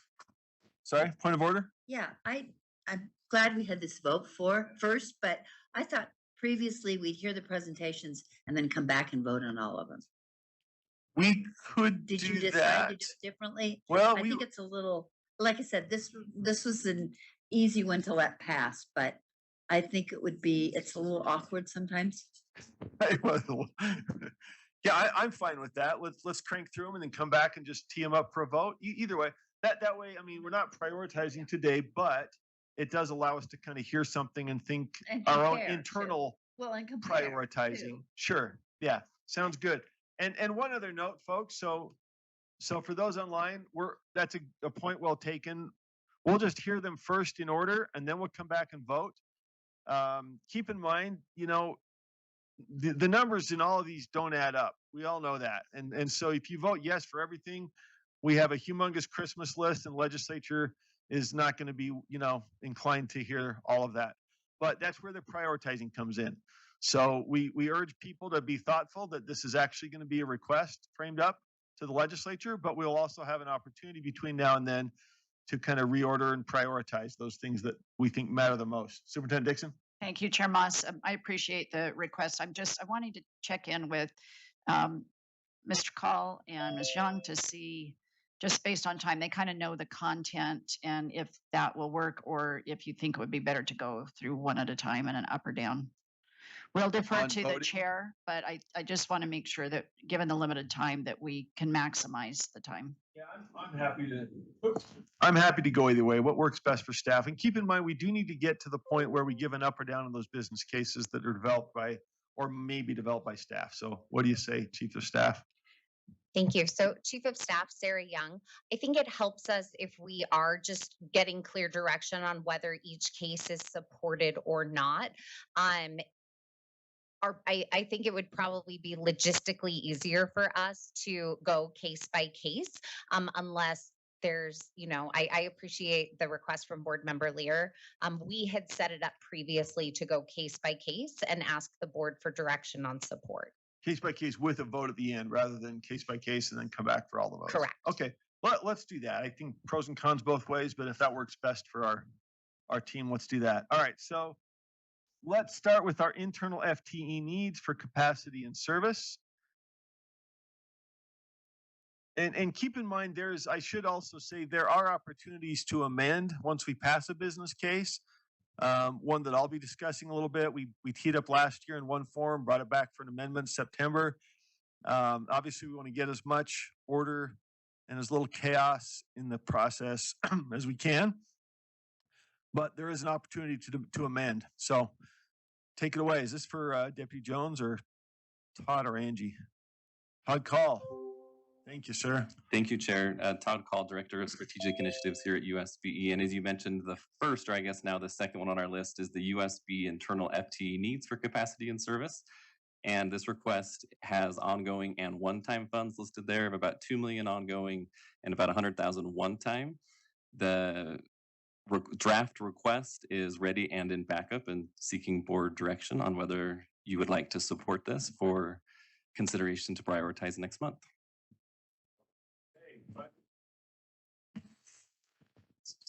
Questions, comments? The total ask is, in terms of ongoing and one time of 94,500, ongoing 2,091,000. And I saw a list somewhere. Here you go. Bottom right, or excuse me, top right. We've got 3 FTE fiscal monitors, 1 financial analyst, 3, 2 research consultants, 2 accounting tech, 3, 1 attorney ombudsman, 1 educational program manager, 1.25 educational specialist, 2.25 educational specialist, 1 UPAC investigator, and 1 FTE school and trust specialist. Attorneys are near and dear to my heart. What's the attorney ombudsman for? Because I'm the only one who gives them any love.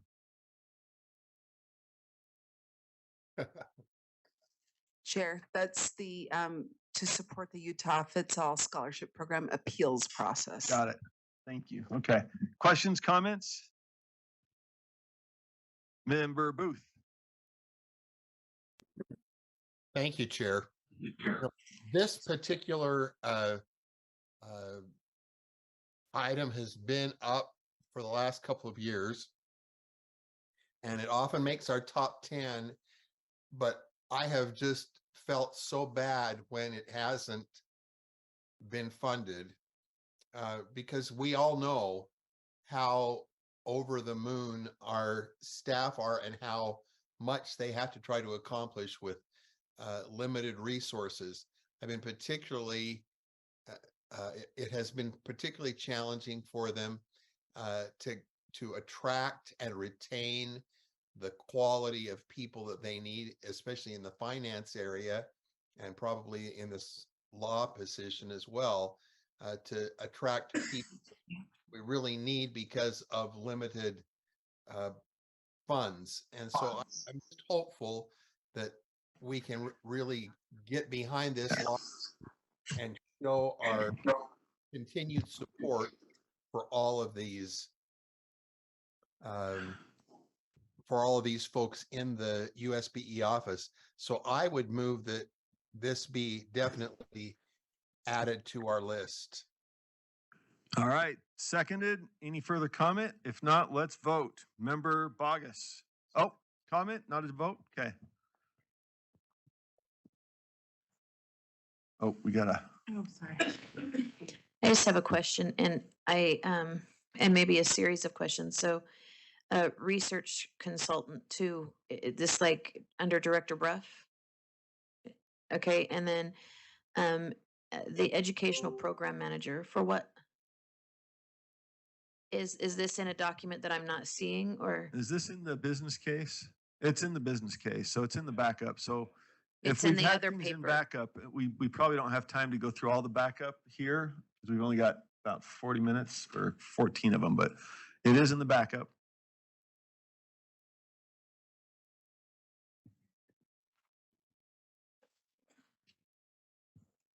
Oh.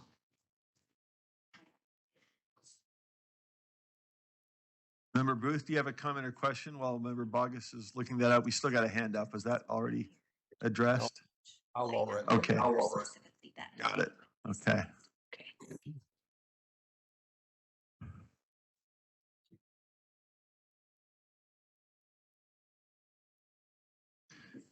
So I Any- do have a small follow-up, and it Go might ahead. not be something you want to hear. If we had to choose between market adjustments and this, which would be your choice? Who is your favorite child? We do this on a yearly basis, right? So who wants to field that one? Superintendent Dixon, you have been called to Superintendent Dixon? answer the question. You've been asked to identify your favorite child. Or market adjustments versus new FTEs. I know, it's the same May I, question each who year. asked that question? Member Bogus Member would like to know. Bogus, did we not just talk about this? I'm very sorry. I actually asked the question to Mr. Call and he deferred. There was a lot of finger pointing. All right. so But we- it's a we- yeah, I mean, it truly is a yes and at the end of the day, we can put forward a preference, we meaning you as the board, you can put forward your preference.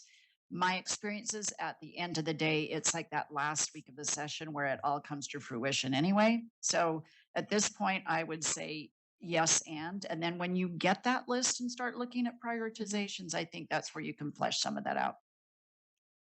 So So you're not going to pick one? no, I thought I deflected well, ma'am. That was my And- goal, was to deflect and kick that can down the road because timing does matter as you start to really play these out in terms of prioritization and the amount of funding available. So I'll say, I think Okay, this thank is, you. I think this is less than last year's. I can't recall. What was last year's proposal? I remember 5. Was that for market adjustments? Sarah Young seems to. I just can't remember. Do anybody remember? So the recall market what we asked for adjustments last was year? over $6 million. So that was the market adjustments, I remember. Okay. Yeah, I don't All have right. the exact amount. We know how this compares to last year's. I don't mean to look it up. I'm just generally curious. I'm sure it's different. Roughly. Did you have a total on it? Little less, No, I think it's a little higher. Okay. So this is to do the work we have and make sure we have the people. The market adjustments are in part an effort to keep them, right? We've just lost a couple I can think of in the last 3 weeks to other government agencies paying them better. And then in finance, we've got financial analysts and computer people. Yes, we're losing them to government agencies, right? That are competing with government dollars. And then we got the private sector, which especially poaches our talent in tech and finance and this kind of stuff. So 2 different things here. Who do we need to do the work we have? How do we keep them and pay them competitively? So, all right, with that question, and we do want to crank through these today so we can get to the other bucket. Let's vote. Member Bogus. Oh, do we have? I'm sorry, Member Davis. I thought we'd. I've been suggesting to the recess for a year that they combine their requests so we don't have to choose between the babies. Why are we not combining FTE and market adjustments?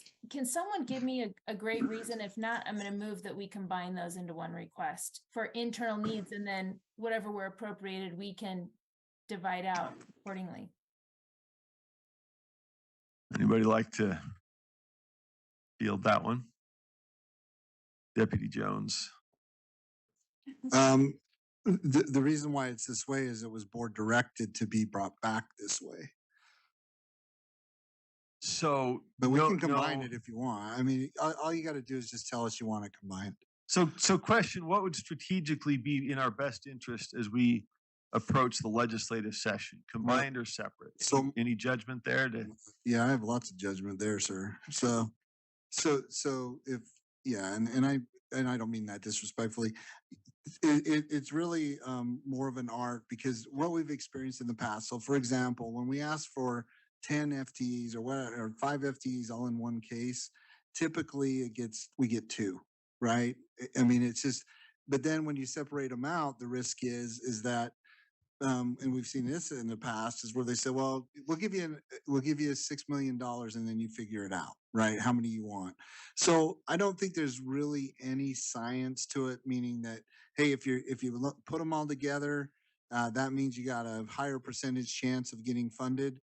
Because at the end of the day, what it really boils down to is how much revenue is available, right? And then in the prioritization effort and things like that. So, others may disagree, but there is really no science to this at all.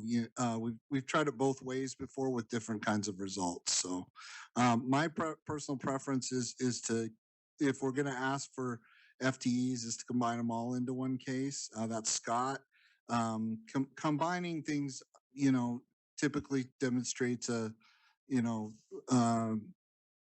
well thought out process, and that these are necessary, and there's synergy in our efforts to ensure that we're asking for necessary funding for necessary resources, whether it's positions or programs or what have you. Okay, so preference to combine the FTEs with the market adjustments then? No. Oh. Okay. I'm sorry. I said combined. So question is whether to specifically combine. on that one, no, I would keep. That's the question. Yeah, we need to. Well, so for other reasons, we need. Okay, I'm sorry, I missed that piece of it. I thought it was just in general. No, we need to keep the market adjustments separate from the FTEs because the market adjustments, there's different DHRM rules, things like that we need to be cognizant of in the requests for those. So. Though in that situation, I would keep those 2 separate, but others, yeah. Then I withdraw the potential amendment, but it just makes it difficult when we're choosing our top 10 to have to pick between things. But True, and we could move revisit if somebody forward. wants. So, all right, yes, we need to go. Sorry.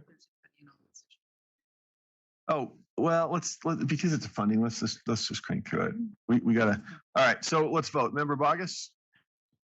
Vote is to approve the request as framed with the numbers previously read for FTEs. So Member Bogus? I like you all, but I'm voting no on this one. Member Booth? Yes. Member Klein? No. Member Davis? Yes. Vice Chair Earl? No. Member Green? Member Hart? Vice Chair Hart? Yes. Yes. Member Hymas? Yes. Member Carey? No Member Carey. Member Lear? Yes, and can I just say, I've been a convert to this. I voted no for a few years. I've seen the turnover. Thanks. Okay, Member Norton? Yes. Member Reel? We don't have Member Reel. Member Straight? Yes, yes, yes. Member Wood? Yes. Member Moss is yes. Where does that put us? 9 in favor and Okay, so that passes. Oh, thank you. Okay. All right, that passes. We will put that on the list to be considered for prioritizing later. All right, so next up, we've got market adjustments. Speaking of what we just referenced, let's hear about market adjustments. Yes, thank you. Just briefly, you'll also notice on the screen that as you vote yes, the row will turn green, indicating that it is supported. If there is a no, it'll turn red. You'll not see that reflected in backup because you have a static PDF. But the next one is the USB market adjustments, which is $1,124,500 estimated. You'll notice it's italicized because we're still waiting on some data to finalize that number, but that's the best estimation at this point from our finance team. And that is in ongoing funding in the backup. The request is in backup for your consideration. Okay, questions, comments about market adjustments, the total amount, $7,124,000. Member Bogus, and if I miss you online, please wave at me. The yellow hand merges into the white background and I'm occasionally missing them, but Member Bogus. Okay, so my question, Dr. Call, right? Isn't it doctor? No, never mind. Mister, all right. So,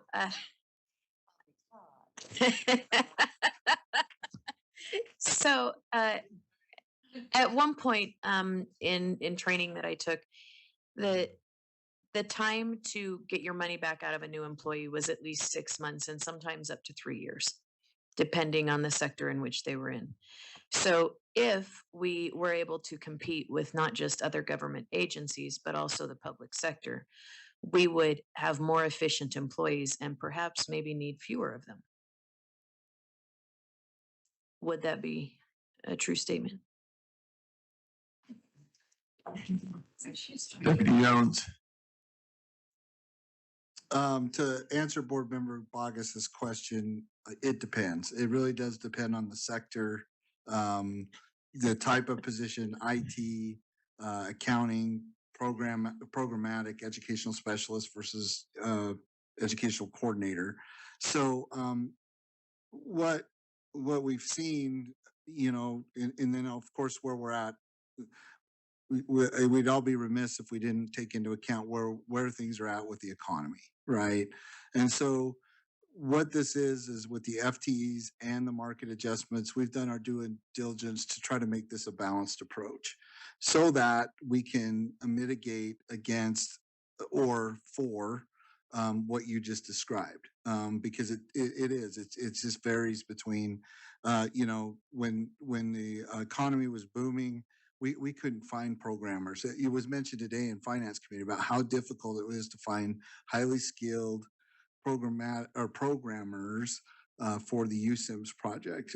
It's been better, but we're still short. We're still short a lot of people. So, and I get that's contract personnel, and there's some differences there, of course, but yeah, I think if anyone were to say, well, it is absolutely this, it's better to have higher paid FTEs and fewer of them than it is to have market adjustments to pay, everybody more money.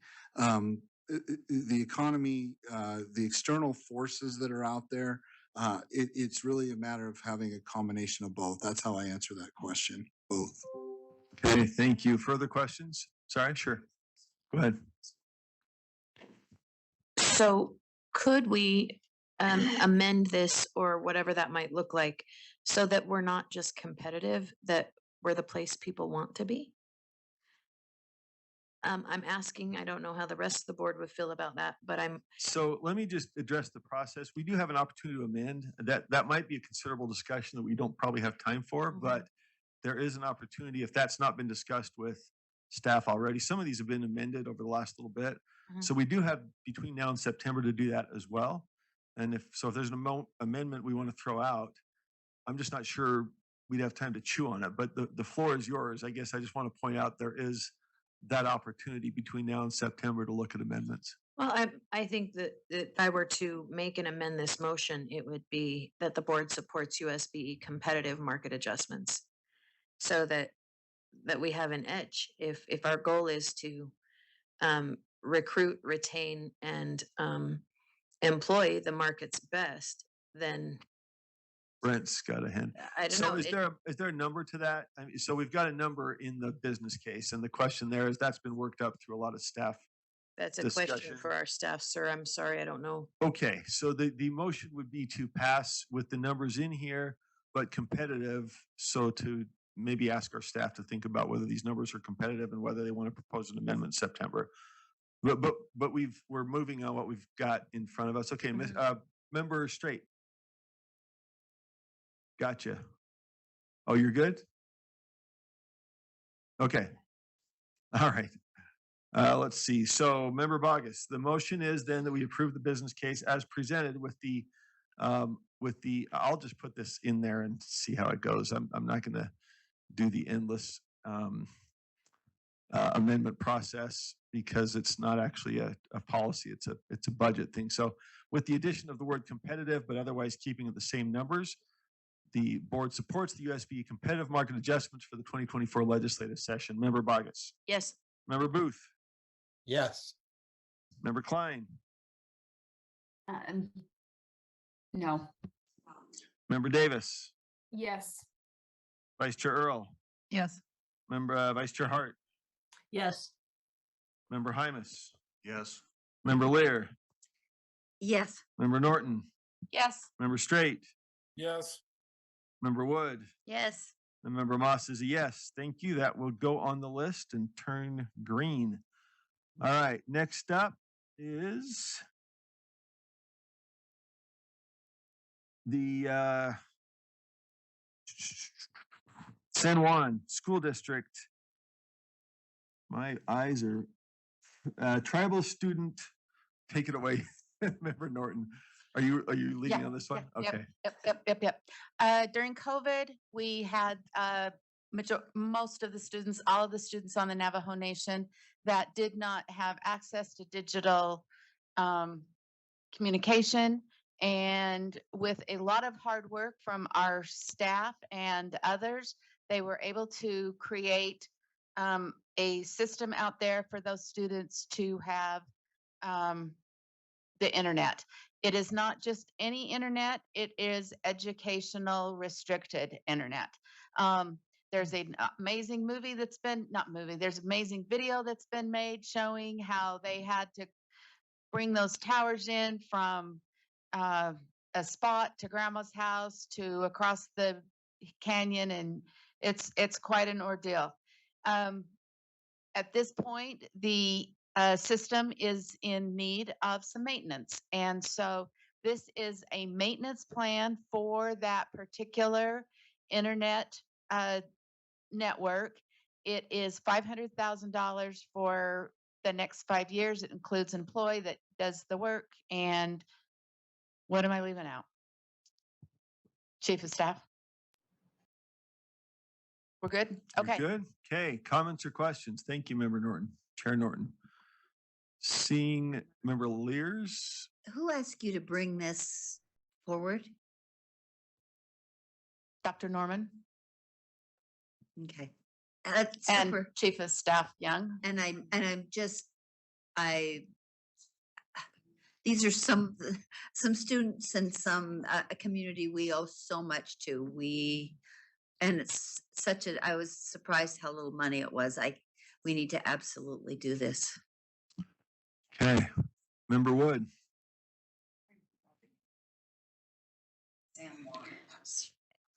Okay. So the understanding is San Juan School District themselves made the Are request. we, is this something that we're normally in the business of? I don't know, that's why, yeah. Question, Chief of Staff Young, did you want to take that or Chair Norton? We don't want to be in this business, but nobody else at this point will do it. Is that correct?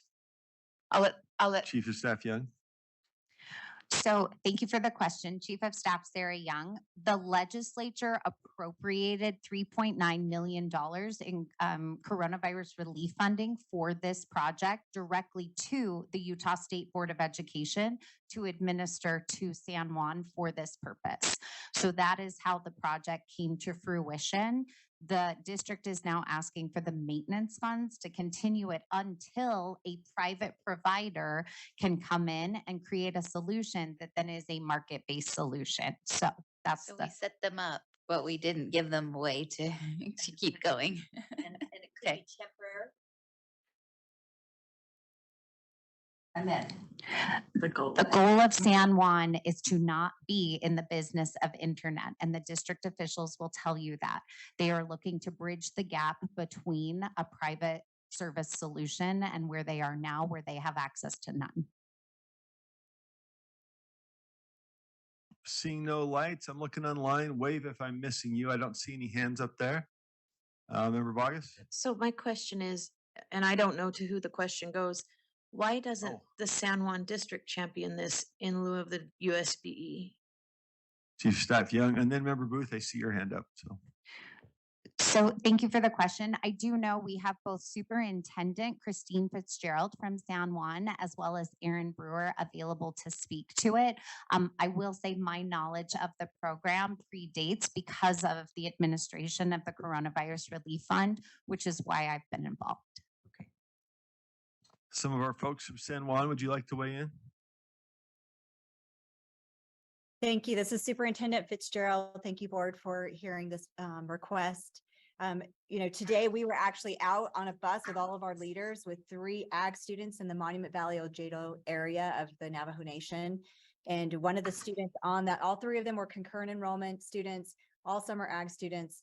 And one of the students on there told us her story of how she walks 7 miles each way to school, and she has perfect attendance. And this is a concurrent enrollment student. This is a student who needs internet to complete her concurrent enrollment courses. It was just kind of a coincidence that we were doing this today, and that was the student story that was shared with us. We have students that want to be involved. They want to be successful. They want to go on to college, but having no access to the internet at their home has been a tremendous challenge. The other piece that I think is really important to remember is the Navajo Nation schools. So 6 of our schools were 100% online when our other schools were back in session. So that opportunity to learn and not have internet during that year as we were working on this project, rolling it out, because of the Navajo Nation mandates, by how the Navajo Nation was affected by COVID. So these are students that are trying to catch up. Having the internet allows them the opportunity to have more access, not only to the current education, but to make up that difference of that year that was lost as we're working through that with our families and community members. There are no other options. There's no other internet access. The investment in this to get these towers up and running, which our tech director can speak to, is a tremendous effort that was put together, and we were supported to do that. And now we're just saying, there's not an option to take it away because they won't have anything if we take it away now. So if we could extend this another year and another year to maintain this until there are other options for these families and students. Thank you, Superintendent. I think one of the questions is what's the impediment to the district funding the maintenance costs, having had the internet installed? If there's someone who could address that one.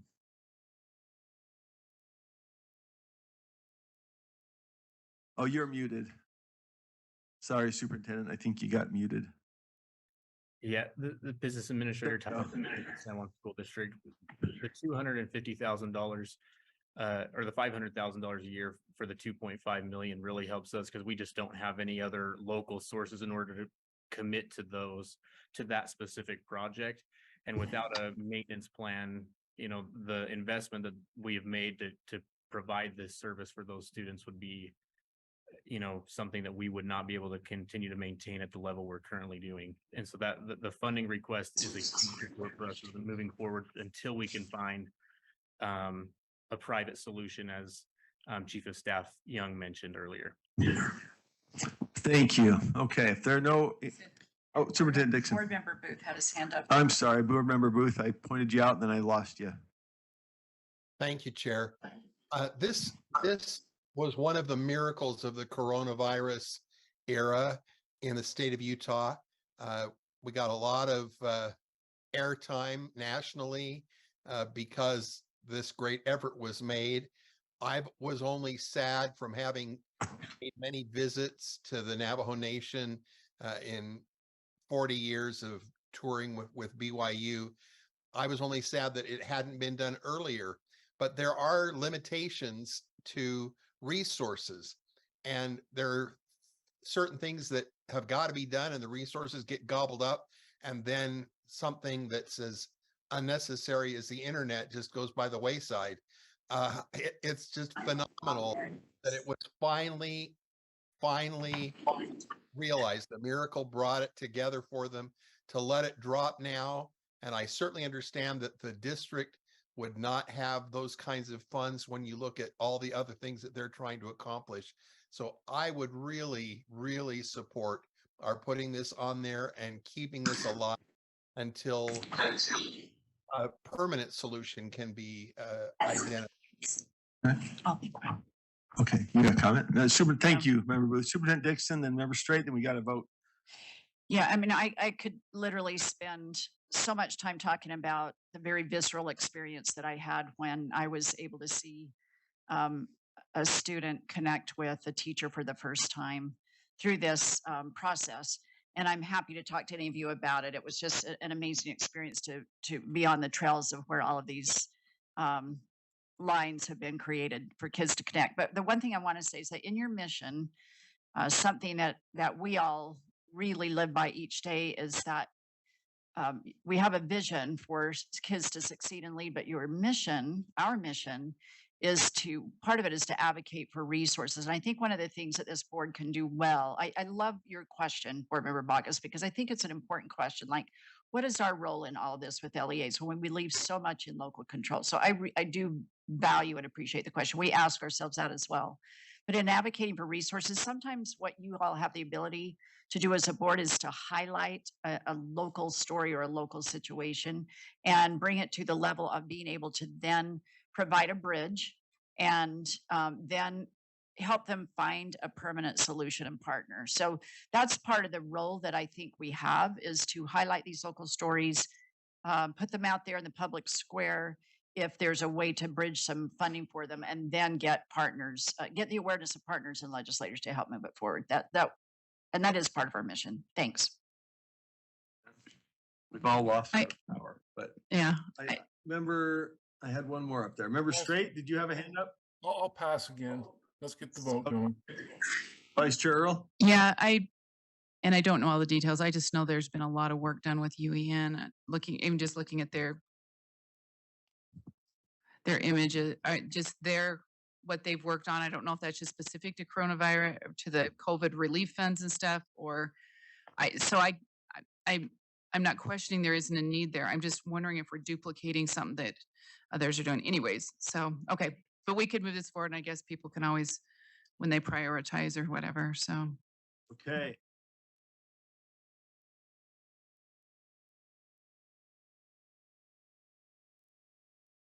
All right, here we go.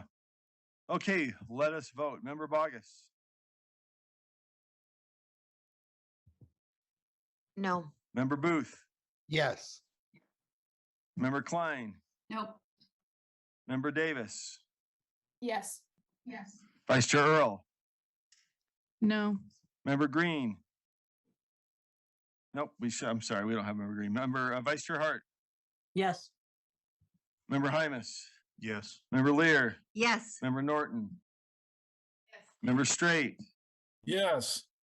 Member Wood? Yes. Member Moss is a yes. 9-3, that passes. Thank you all. Thank you very much, San Juan folks, for joining us. Appreciate your time. All right. Oh, am I back on live? Thank you. Okay. I'm back to being myself. Okay. State online education program. Who's guiding us on that one?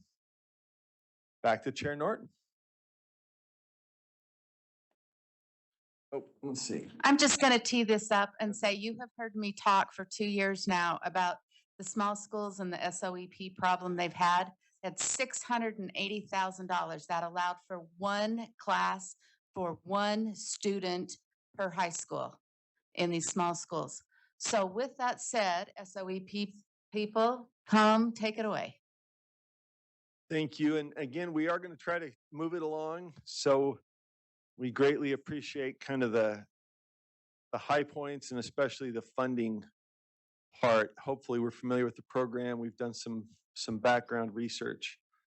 But I think Dr. Kant, you probably want to identify, I know we've talked about this a bit, your presentation, but I think one question we had last year was, you know, why are more SOEP offerings not being made at the small schools? And there was that concern that they're supposed to put it out there, but they're not paid. And so they have to pay for it, right? So that's a big part, I think, of what the discussion has been. But I'll leave it to you. I just know that's one question that kind of came out in last year's discussion. Oh. Okay, so you have summarized that very well. When SOEP fees aren't fully covered, they come out of a school's budget. And for our rural and small schools, that makes it very difficult to retain teachers because qualified teachers, and especially in key courses, because it increases the costs in areas where student populations, course sizes are very small. In Jordan School District or Alpine School District, this just reduces class sizes. In small schools, it may reduce class sizes, but there's still a teacher assigned, so it's increasing the cost of that teacher. So that makes it very difficult for them.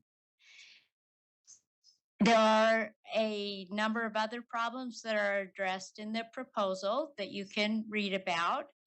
But in essence, if small schools, and especially rural schools, are facing deletions from their funding, they're hesitant to publicize these opportunities. Students just don't know about them.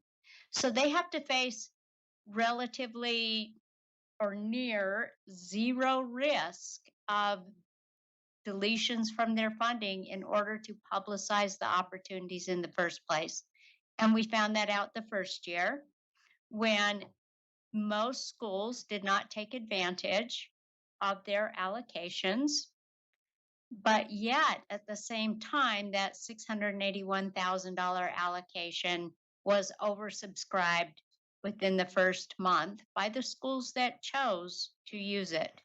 So we feel that if the allocation is high enough to bring to zero that possibility that deletions from the MSP funding will occur, then schools will feel more comfortable publicizing these opportunities.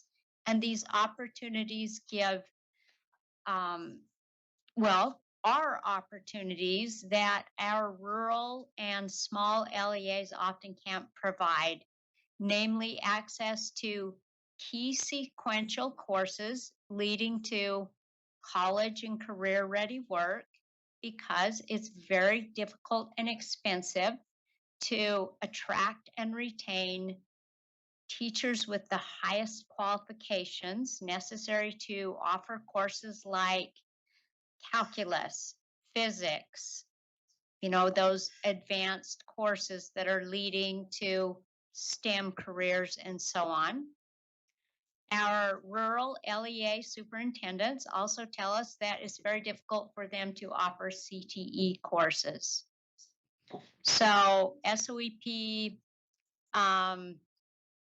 opportunities simply expand the range of offerings to these schools. And we'd like the opportunities to be available to the students, but schools are hesitant to publicize the opportunities. So that's what this allocation is intended for. Gotcha. Thank you. And we got a couple lights here, and for either of our staff members, we've got member Lear and member Bogus. Is this something the schools are asking for, or is this you guys asking for it? This is both. We have worked with rural superintendents, and I give you in the proposal links to 2 videos, one coming from students or student-centered. One is an interview with the superintendent of Tintic School District advocating for this. Okay. Thanks, Corey. Member. Thank you, sir. Ma'am, I heard you say that when students enroll in the SOEP, or actually what I should say is, I believe I heard you say that when students enroll in the SOEP, that the human resource cost for a rural district increases. So if that's true, then what I'm hearing you say is kids are taking online school during school. Is that a truthful way to articulate that? Yes, and that's what the SOEP program is meant to do.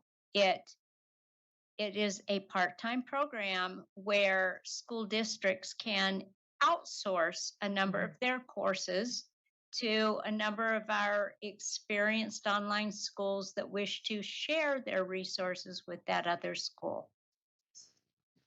Okay, so if a student is attending online school, is there a requirement that they be in school to go to online school? I guess I'm not fully like fleshing that out in my brain, and I don't know, help me. Maybe I'm not getting it. No, that's a perfect question. This is a part-time program. Students aren't transferring to a fully online school that might offer them a diploma. They're simply staying enrolled in their primary LEA or school of enrollment, and that school contracts with another online school to offer them a couple of courses or a number of courses. And the funding stream actually accrues to that original school that the student is enrolled in. And as they contract with another SOEP provider school for a couple of courses, a bit of that funding is taken to just reimburse those costs. But I think the point is that the student is not moving over to a fully online school where they can expect a diploma. Their diploma is going to come from the primary school of enrollment, and they're simply having access to more courses, a greater array of courses. Could they get that access without the partnership? Kind of an equity issue. They, you know, they can't attract, sometimes they can't attract an algebra 2 teacher. Oh, that's not the question I'm asking. The question I'm asking is, could they enroll in the SOEP outside their home district and alleviate all those costs in the middle? Dr. Kent, please answer that, members. If we do the full investigation of each of these, we'll literally have another 2 a.m.er. So we're going to have to assume that people did the background research on each business case, read the business case, and if we have specific clarifying questions about whether to vote for it. But there's a whole lot of fascinating stuff here that we just don't have time to plumb the depths of. So if you could hit that real quick, when we need to move to a vote. Yes. The student has the option of transferring to a fully online school. That school will gain all the funding, offer a diploma, and so on. But one of the objects of this legislation was to allow the student to remain in their community school, where all of their relationships and so on exist. That school retains the whole funding for the student and only offers pieces for instruction to another LEA. It retains the whole funding. It benefits that school. It subsidizes facility costs, so on. So this is beneficial to the school. It's meant as a tool for the school. It's better for the school than the student wanting to transfer to a fully online environment. And that was one of the principles of this program. I appreciate it. All right, board members, with that, Cindy, Member Davis. I was just gonna say, I've just been doing some research with some, rural students and their barriers to going to college. A big one was financial and FAFSA and all that, but the next one was fear. And one of the girls said, I'm not prepared like the other kids. I have one Spanish class we have Spanish. My kids, where they go, have 6 languages offered in their high school. So this just kind of gives them, they can go to school in their school, but it gives them a little more opportunity like some of the kids in the larger schools would have.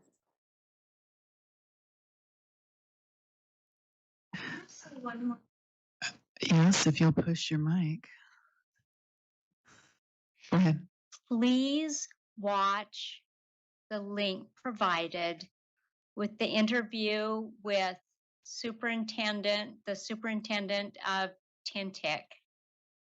that will answer so many of your questions. And that goes exactly to what Board Member Davis is saying.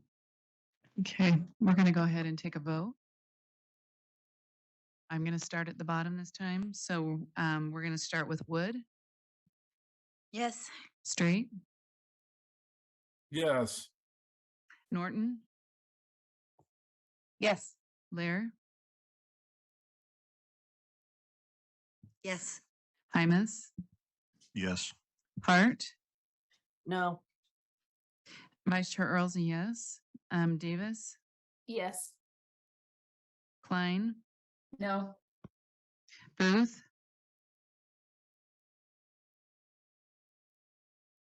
Yes. okay, and Bogus.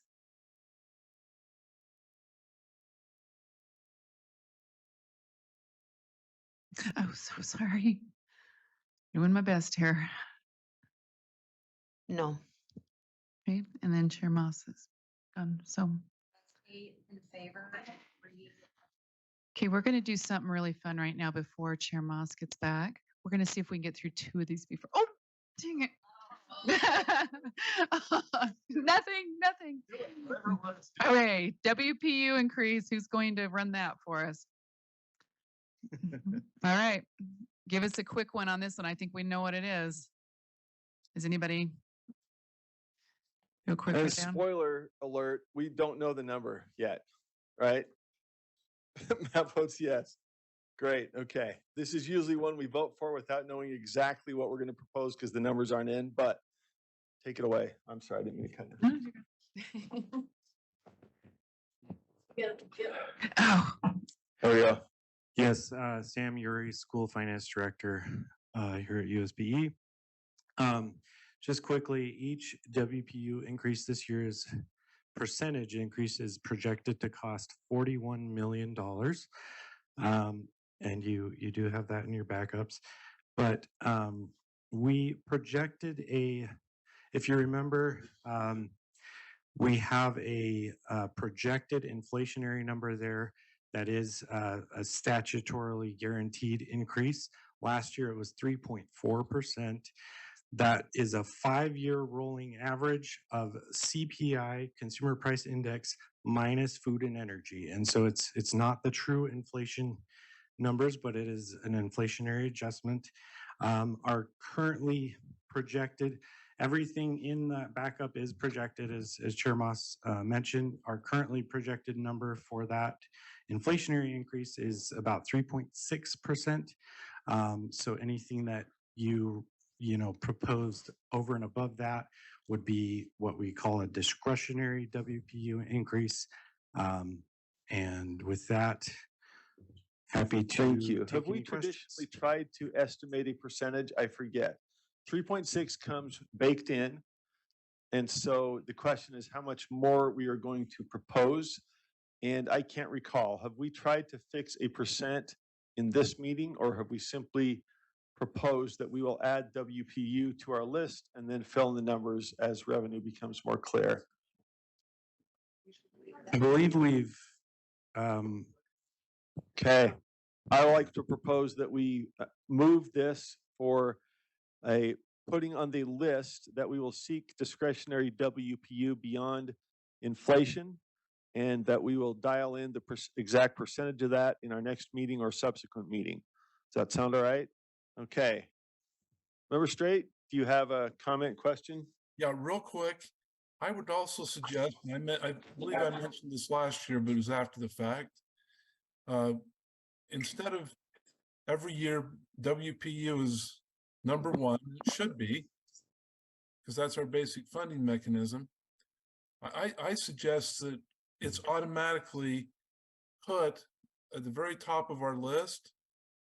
And if we have at-risk monies, that be right below it. And then we rank it 1 through 10 from that point on. That would be my suggestion. Is that a motion? Because we got to do it quick. If we want to make Yes. that motion now. Yes, that's a motion. Okay. Second. Motion is to automatically, sorry, seconded. Motion is to automatically, well, let's see if we have it on the list first. And well, all right, I'll combine.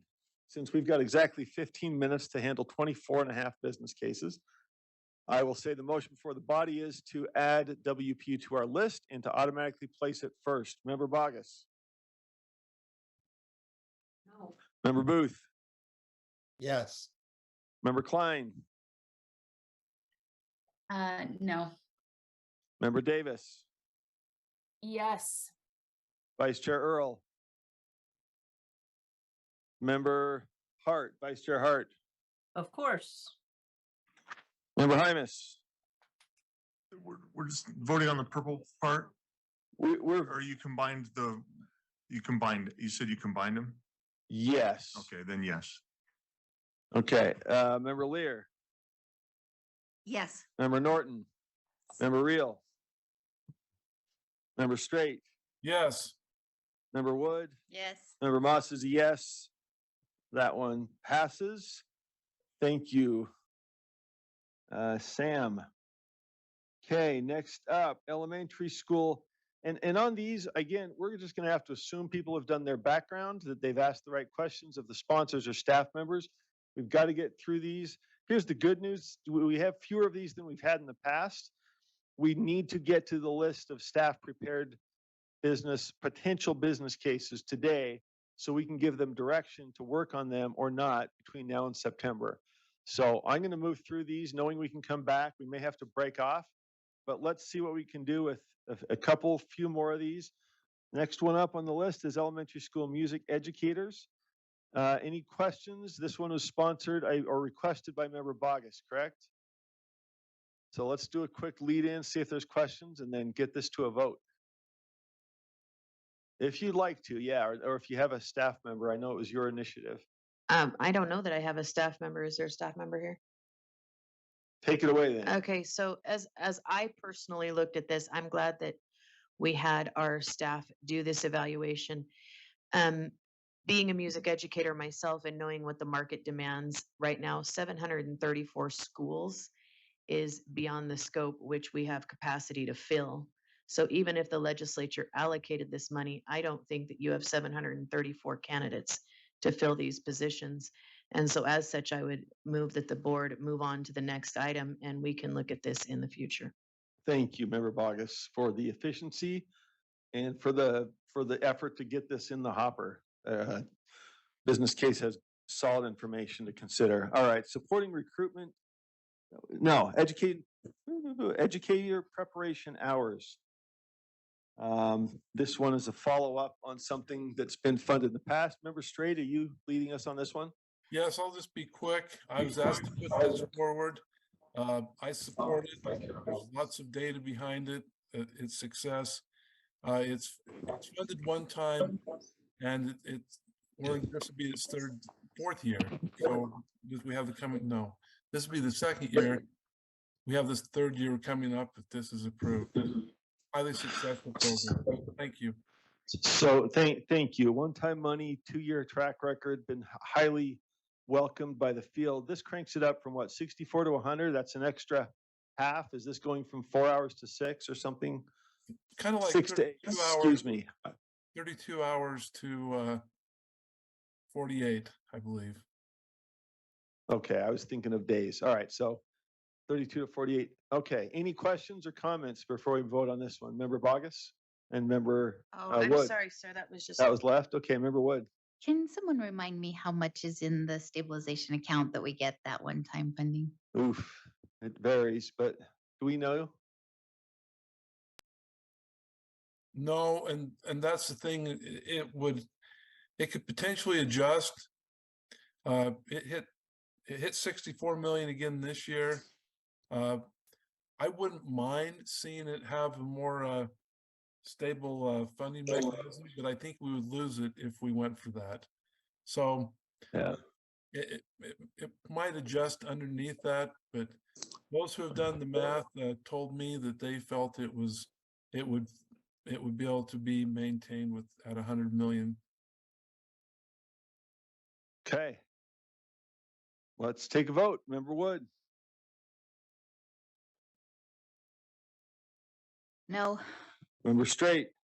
Yes. Member Norton. Yes. Member Lear. Yes. Member Hymus? Vice Chair Hart? Yes. Vice Chair Earl? Yes. Member Davis? Yes. Member Klein? No. Member Booth? Yes. Member Bogus? Yes. That one is 9 in favor. 9 in favor. That goes green and goes on the list. Thank you. I will take the next one, or at least the lead in. This will be quick. Supporting recruitment and retention. This is actually supporting development, recruitment, and retention through teacher leadership. This is a joint proposal, myself, Vice Chair Hart, Member Davis. We proposed it last year. It was on the list. We brought it back because it didn't actually get into the legislative hopper last year. So it's essentially a matching program to LEAs to develop innovative methods of promoting teacher leaders, master teachers, teacher development teams, distributed leadership, new ways of allowing professional growth paths for our excellent teachers who will then be able to help and support and develop those who might be struggling and do that with a career path that takes you outside steps and lanes and really sort of treats you as a professional. So Member Davis, Member Hart, anything to add to that? It's $2.5 million ongoing. That's adjusted from downward from where it was last year. So we tightened it a bit. Member Davis? Just, it's great when we can keep a fabulous teacher in a classroom and still allow them expansive leadership opportunity. And it energizes and helps to retain. Thank you. Thank you, Member Booth. Ditto from Member Hart. Member Booth. I think this is such a marvelous program. And right next to it is another marvelous program. I'd like to kill two birds with one stone and move that we put both supporting teacher development and Beverly Taylor into the hopper. Hold on there. Let's take one at a time so we can make sure board members get to express themselves on each. But I'll indicate an advanced yes vote for BTS. We just want to make sure we keep each one on its own merits and then crank them through. So let me ask for a vote on this one. Member Wood? Yes. Member Straight? Yes. Member Reel? Nope, sorry. Member Norton? Yes. Member Lear? Yes. Member Hymus? Yes. Vice Chair Hart? Yes. Vice Chair Earl? Yes. Member Davis? Yes. Member Klein? No. Member Booth? Yes.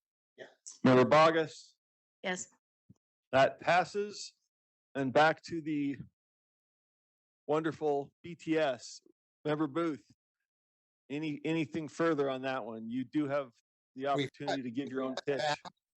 We've reevaluated, and after 2 years of getting some increase, but not what we were asking for the full funding, we've decided to be grateful for what they're giving us and to just go for the partial funding.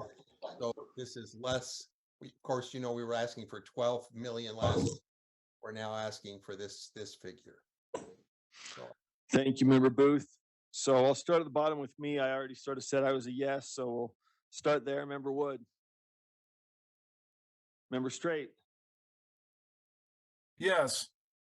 Member Norton. Yes. Member Lear. Yes. Member Hymus. Yes. Vice Chair Hart. Yes. Vice Chair Earl. Yes. Member Davis. Yes. Member Klein. No. Member Booth. Yes. Member Bogus. Yes.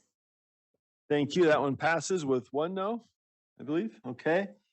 Let's go to special ed funding. I'm just trying to look ahead here. Folks, would we be able to stay over just a little bit past 4? Anybody need to run right at 4? Let's try to stay around just a little bit. We're getting close to wrapping up this bucket. Then we can turn to the important staff bucket and see which ones we want to move towards a business case. That one's a little bit less of a heavy burden because the question is whether to develop a business case, right? So I'm hoping we can sort of make quick work of that, pick out the ones we want to give staff direction on, and then come back for a more detailed discussion. So let's try to close these out. We've got the special ed funding for LEAs. Who's driving that one? This Board Member Davis. Member Davis. It's got your name on it. You have the floor. Thank you. I move that the board moves to add special education funding for LEAs for the support for the 2024 legislative session. Questions, comments? Member Bogus, Member So Wood. as I read this, that it's not special ed as we traditionally understand it. It says over in the right-hand column, behavior support ed specialists or contracts with behavior support specialists for the purposes of specifically para support, as I'm reading in the third column from the right. Would that be correct? Correct. And if I may speak to the motion. Please. We've been looking a lot at special education funding in general. We'll look more when we get the West Ed study data back. As an intro step to this, though, our team has been meeting with principals, over 200 principals. And when asked what their biggest need was, they overwhelmingly said support for behaviors. And so this would not only support the principals and charter directors in our schools, but also special education in general and general education, quite frankly, because there are 1,200 schools in the state. And this funding would allow for one person from each school to attend 40 hours of training at $20 an hour and essentially put an additional $800 for that year in their pockets, which would add a bit more money to our paraeducators, give them some support of how to work with behavior supports, which would then help the rest of the community in the school. And the training would be done by our special education department. We have 2 FTEs built into the request. It's a $1,700,000 request.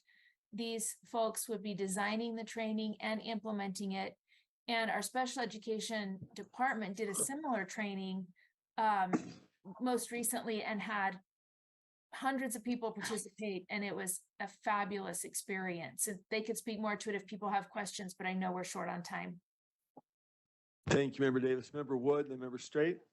I just had people questioning my teacher time to vote on a no, but it's mostly because this is my priority. I'd love to see the SPED funding come out this year to get that help. We know we need the paras trained properly so that they're a better support for our teachers. So it's a win all around. Thank you. Member Straight. Well, I'm for all of it, but really quick, the special ed funding for behavior and even for regular ed is of great interest to many in the legislature. There's lots of pressures pointing this direction, and it is needed, and it'd be highly effective and useful. I'll end it there.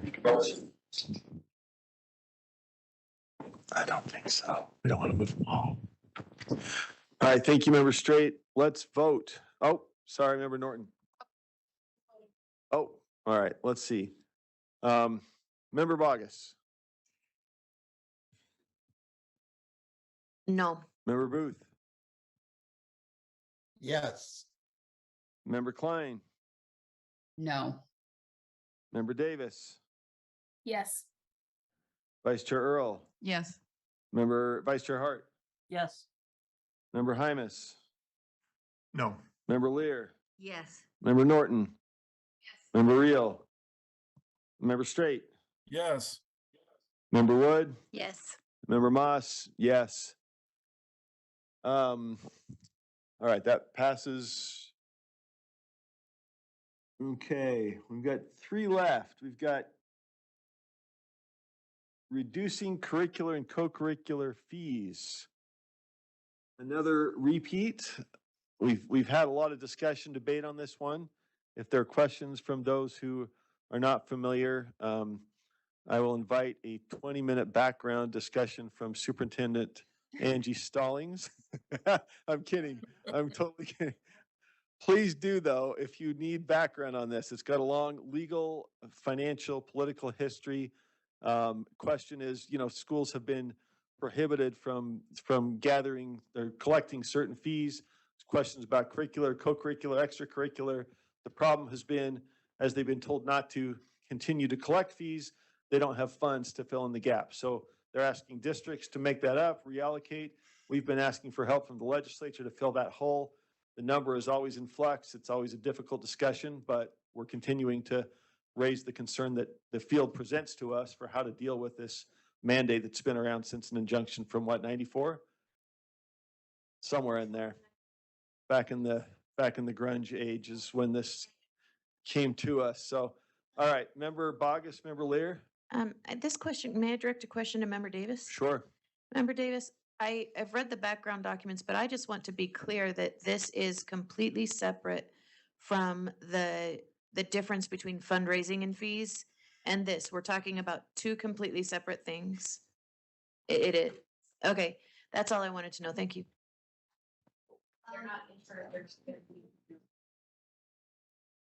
Oh, I was thinking about it. That's just that.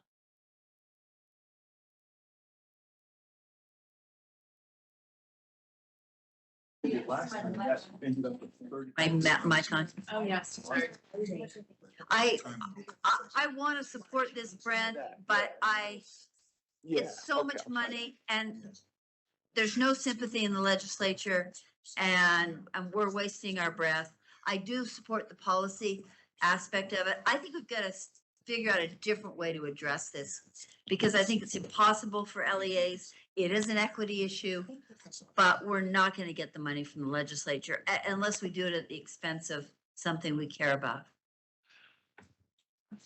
Good point. And there is time to reassess some of these. And so, you know, as we prioritize and we evaluate, we've had different approaches that we've developed between kind of our list making and when it's showtime at the legislature. So that has been kind of a strategic and tactical discussion about how we best balance those needs. So with that in mind, Member Norton?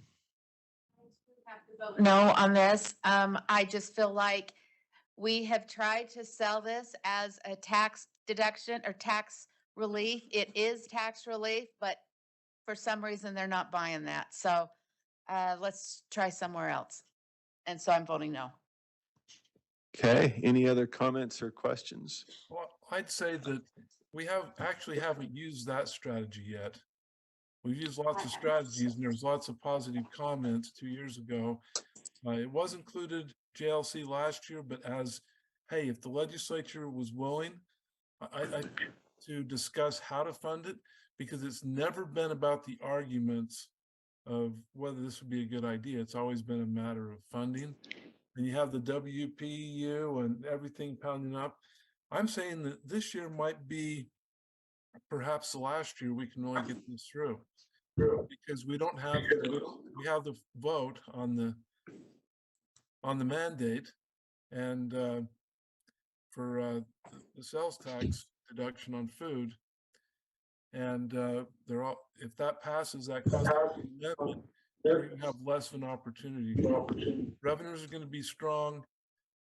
It could be a good time for it to happen. If it doesn't happen this year, it may never happen. But I can tell you that middle-class people are getting killed by this type of fees and that, because you have fee waivers. That is the law. The legislature passed that. Those people, between those who have the resources to buy about what they want versus our middle class, which has really been hit this last 2 years with the inflation. I think that's a good opportunity to perhaps get it through. I have no guarantees. I will end there so we can move on. Okay. All right. With that, let's vote. And whatever comes out of the vote, I think there's other discussion to be had. And so it's kind of the start of the discussion. So Member Bogus. No. Member Booth. Yes. Member Klein. No. Member Davis. No. Vice Chair Earl. No. Vice Chair Hart. No. Member Hymas. Member Lear. No, Member Norton. reluctantly, no. Member Straight. Yes. If only you could count that as 3 for enthusiasm, right? Yeah, go ahead. Member Wood. No. Member Wood. I'm also a reluctant no, but we've got No. to address this. So that fails by quite a margin.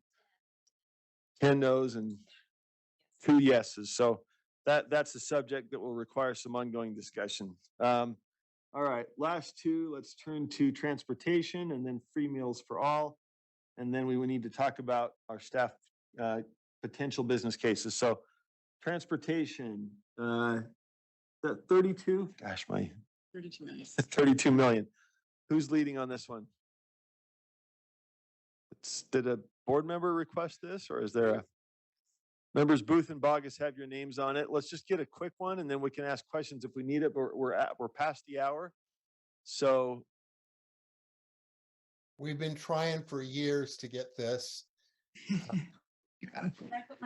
Amendment, you had amendment. it's all right. Member Booth's got it. Go for it, Randy. I really believe that we've got to get the kids to the school or we can't teach them. And they're going to have to come up with the money somewhere. And so many of the districts just don't have it. I do believe that the state ought to take responsibility and get the kids to school. So I'm all for this. Member Davis, we've also got Sam Uri at the table if we have questions. Yeah, look, you know how I feel about this. It's one of my top priorities. I do not like unfunded mandates, underfunded mandates. I think we should get to 100%, but I'll settle for this for now. And even if we can get to the 85, I think we should ask for 100 at some point. And we have a lot of kids who don't get any fun. I mean, they require this. And I just found out today, they can't even use this money to buy the school buses that they're mandated to use to get the kids to school. So all of these costs come out of instructional dollars for general ed and special ed and instructional needs. So I am 100% supportive of supporting this. I've just been saying I can run it. Either way. All right. Thank you, Member Davis. Any other comments, questions? I have a question. Yeah. Is this being used also, is this just to get kids to school and back home, or is this transportation funding to get them to all of the different community engagement activities that are becoming the new norm as far as like museums and et cetera? I think it's just to and from school, if I recall. Just we're seeing from. I was just seeing from reading Director something and that said it was for the others. Is that this one or a different one that I was reading? Director Uri. Yes. Oh. Sam Uri, School Finance Director. This request is for to from school transportation only. The 85% cap is for eligible to from school miles and minutes only. Okay, thank you. And could I clarify with Sure. Director Uri? So I also thought, and maybe if I recall incorrectly, please correct me, but this is targeted primarily at our rural school districts. Is that true? It's not specifically targeted to the rural school districts, but some of those districts have historically been a little bit more efficient under our measures. And so they are some of those districts most impacted by the 85% per LEA cap. So this request here adds $32 million to the pupil transportation funding. It additionally is a funding request to allow USBE to, on a case-by-case basis, reward efficient districts that are a little bit over that 85% cap. Oh, so that's where I recall that. Yes. Okay, thank you, sir. May I follow up? For Yes, my Member Klein. question? Sure. What was Sure. the business case that I was reading where it was about transportation for all of the other activities that they want kids to do out in the community, the zoo, the museum, the aquarium, etc. It's on the other. Yes, it's on the staff table. Oh, yeah. Member Klein, I'm being told that's on the staff table that we're going to turn to next. Okay, thank you. So those are potential business cases. Okay. Any further questions or comments on the transportation case? Member Lear. This is an equity issue too. I so agree with Randy. We've got to get kids to school to teach them. And for some children, this is just crucial and the districts need the money. Okay, thank you, Member Lear. All right, with that, let us vote. Yes, Member Wood. Yes. And again, the amount is $32 million. Does not cover fully, but an additional substantial chunk towards full transportation costs. So we got Member Wood, Member Straight, Yes. Member Norton, Yes.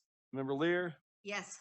Member Hymas, Yes. Member Hart, Yes.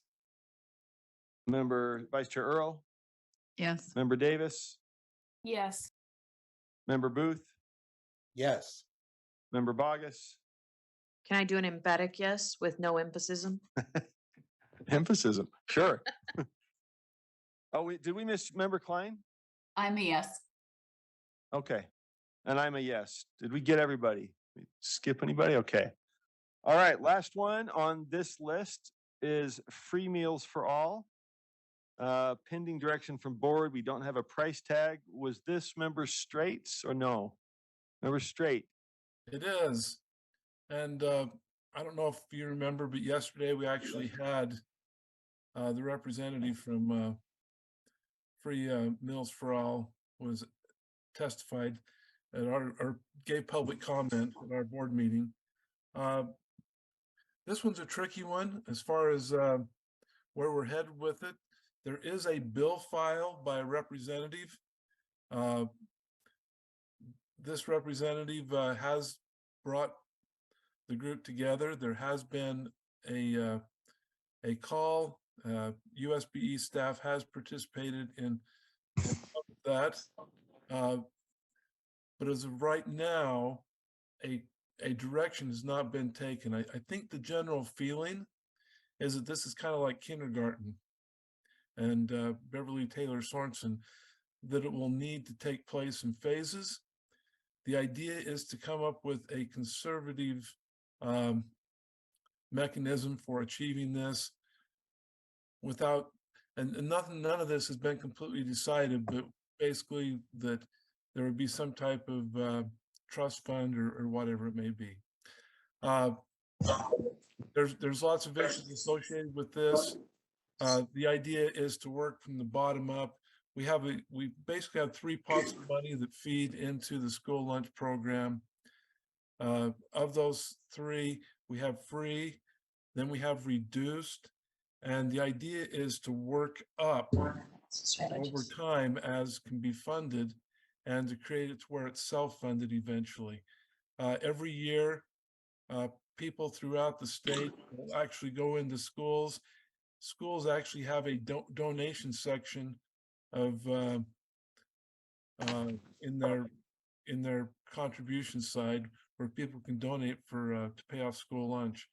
It's quite a large number. Where they're having the biggest trouble right now is lower middle class, where or that wherever that line fits based on family size, where it shifts from reduced to nothing. And in many ways, one of the things that has been shown, I shouldn't say it if I don't have the research in front of me, but they did a study of what it would take for a single mom to, how much they would need to make with 2 children to equal the same amount of money of just taking welfare. And it was surprising how much that really was. And so this actually incentivizes people to go to work because they don't get punished or penalized for being in that tax bracket. Anyway, I think there's lots of things to do. It would be nice to let this sit. I'll be real quick.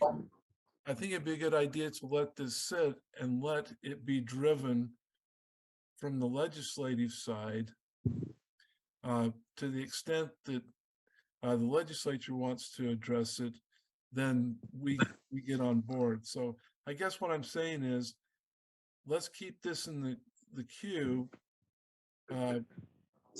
And let's build support if it does come forward, but it may be that the legislator doesn't bring it forward this year. I think they'll bring something forward, but that hasn't been decided. Okay, so no vote today. We'll leave it in investigative mode. Yeah, I guess staff. Am I yeah, hearing you let right? staff Okay. make a comment on it. Staff are here with us. It sounds like the sponsoring board member wants to hold off and bring it to a vote, but do you have comments since you've been working on it? Or do you want to put it to a vote? Yes, go ahead. Just Thank you, Chair. Kathleen Britton, Director of Child Nutrition Programs. As you can see in the board backup, we did propose some numbers that we came up with from when we used during COVID numbers of how much it would cost if we provided free meals for all, or if the state wanted to support doing a reduced price meal for all. what were those numbers for those? I forgot. I looked Okay. a while ago. Sure. It's 160 million for free meals, and it's about 2 to 5 million to cover reduced meals. Got it. Okay. It sounds like the sponsor would like to hold, so perhaps we don't put it to a vote, but we consider what's been put together in the backup and kind of stand by, hold fire, and see how it develops. So thank you. Thank you very much for the preparation, being with us, and we'll hang on to that. Okay. We have a list then that's been put together, our green list. Yes, you bet.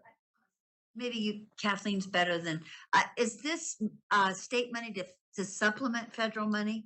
Or is it all one of each, or one, either or? It would be state money to cover the costs that the federal money doesn't cover. So like a reduced person pays 40 cents.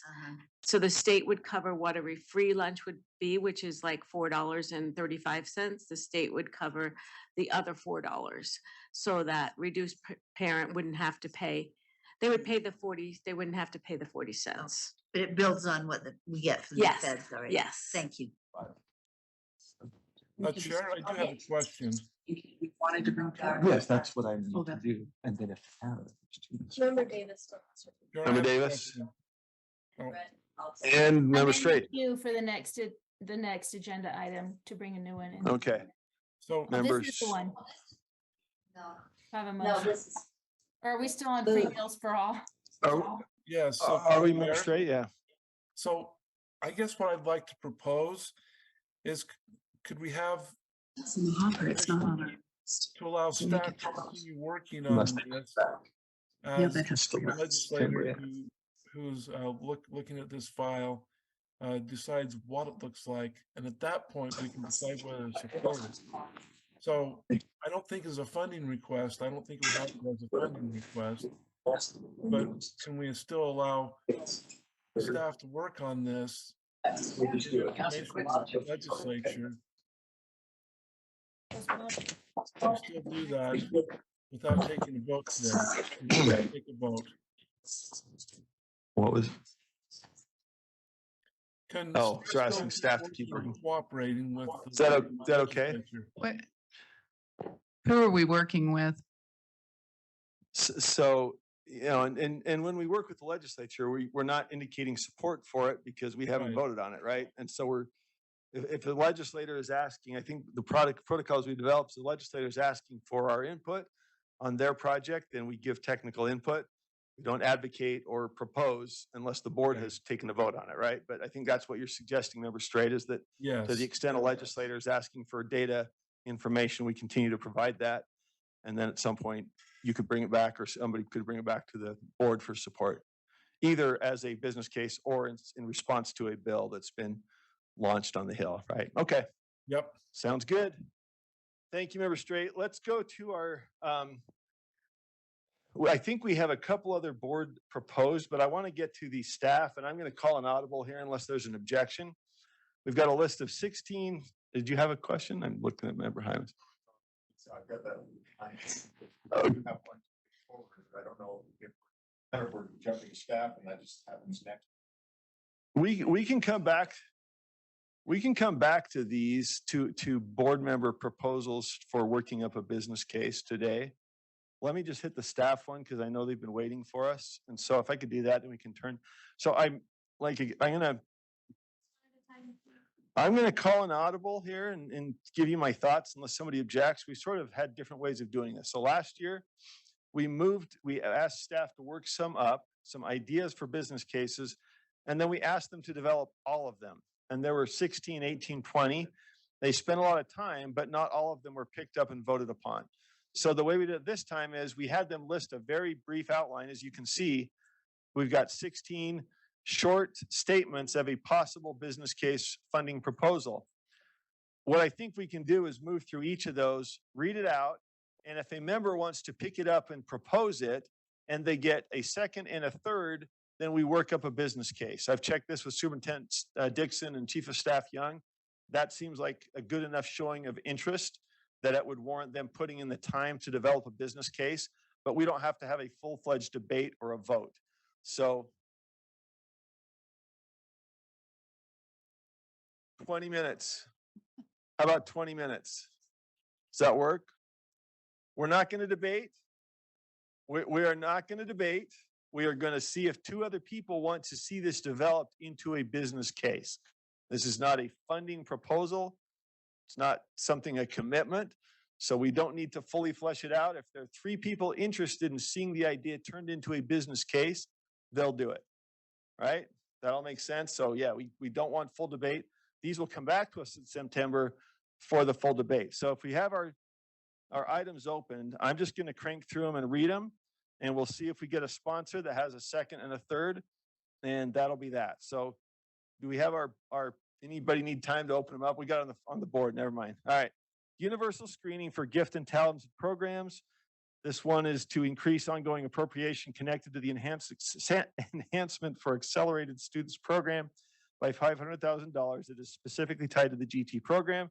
The amount is $500,000. And yes, do we have a sponsor for that one? Anybody want to request? I see a hand from Member Davis, but I'm not sure if that's for this or something else.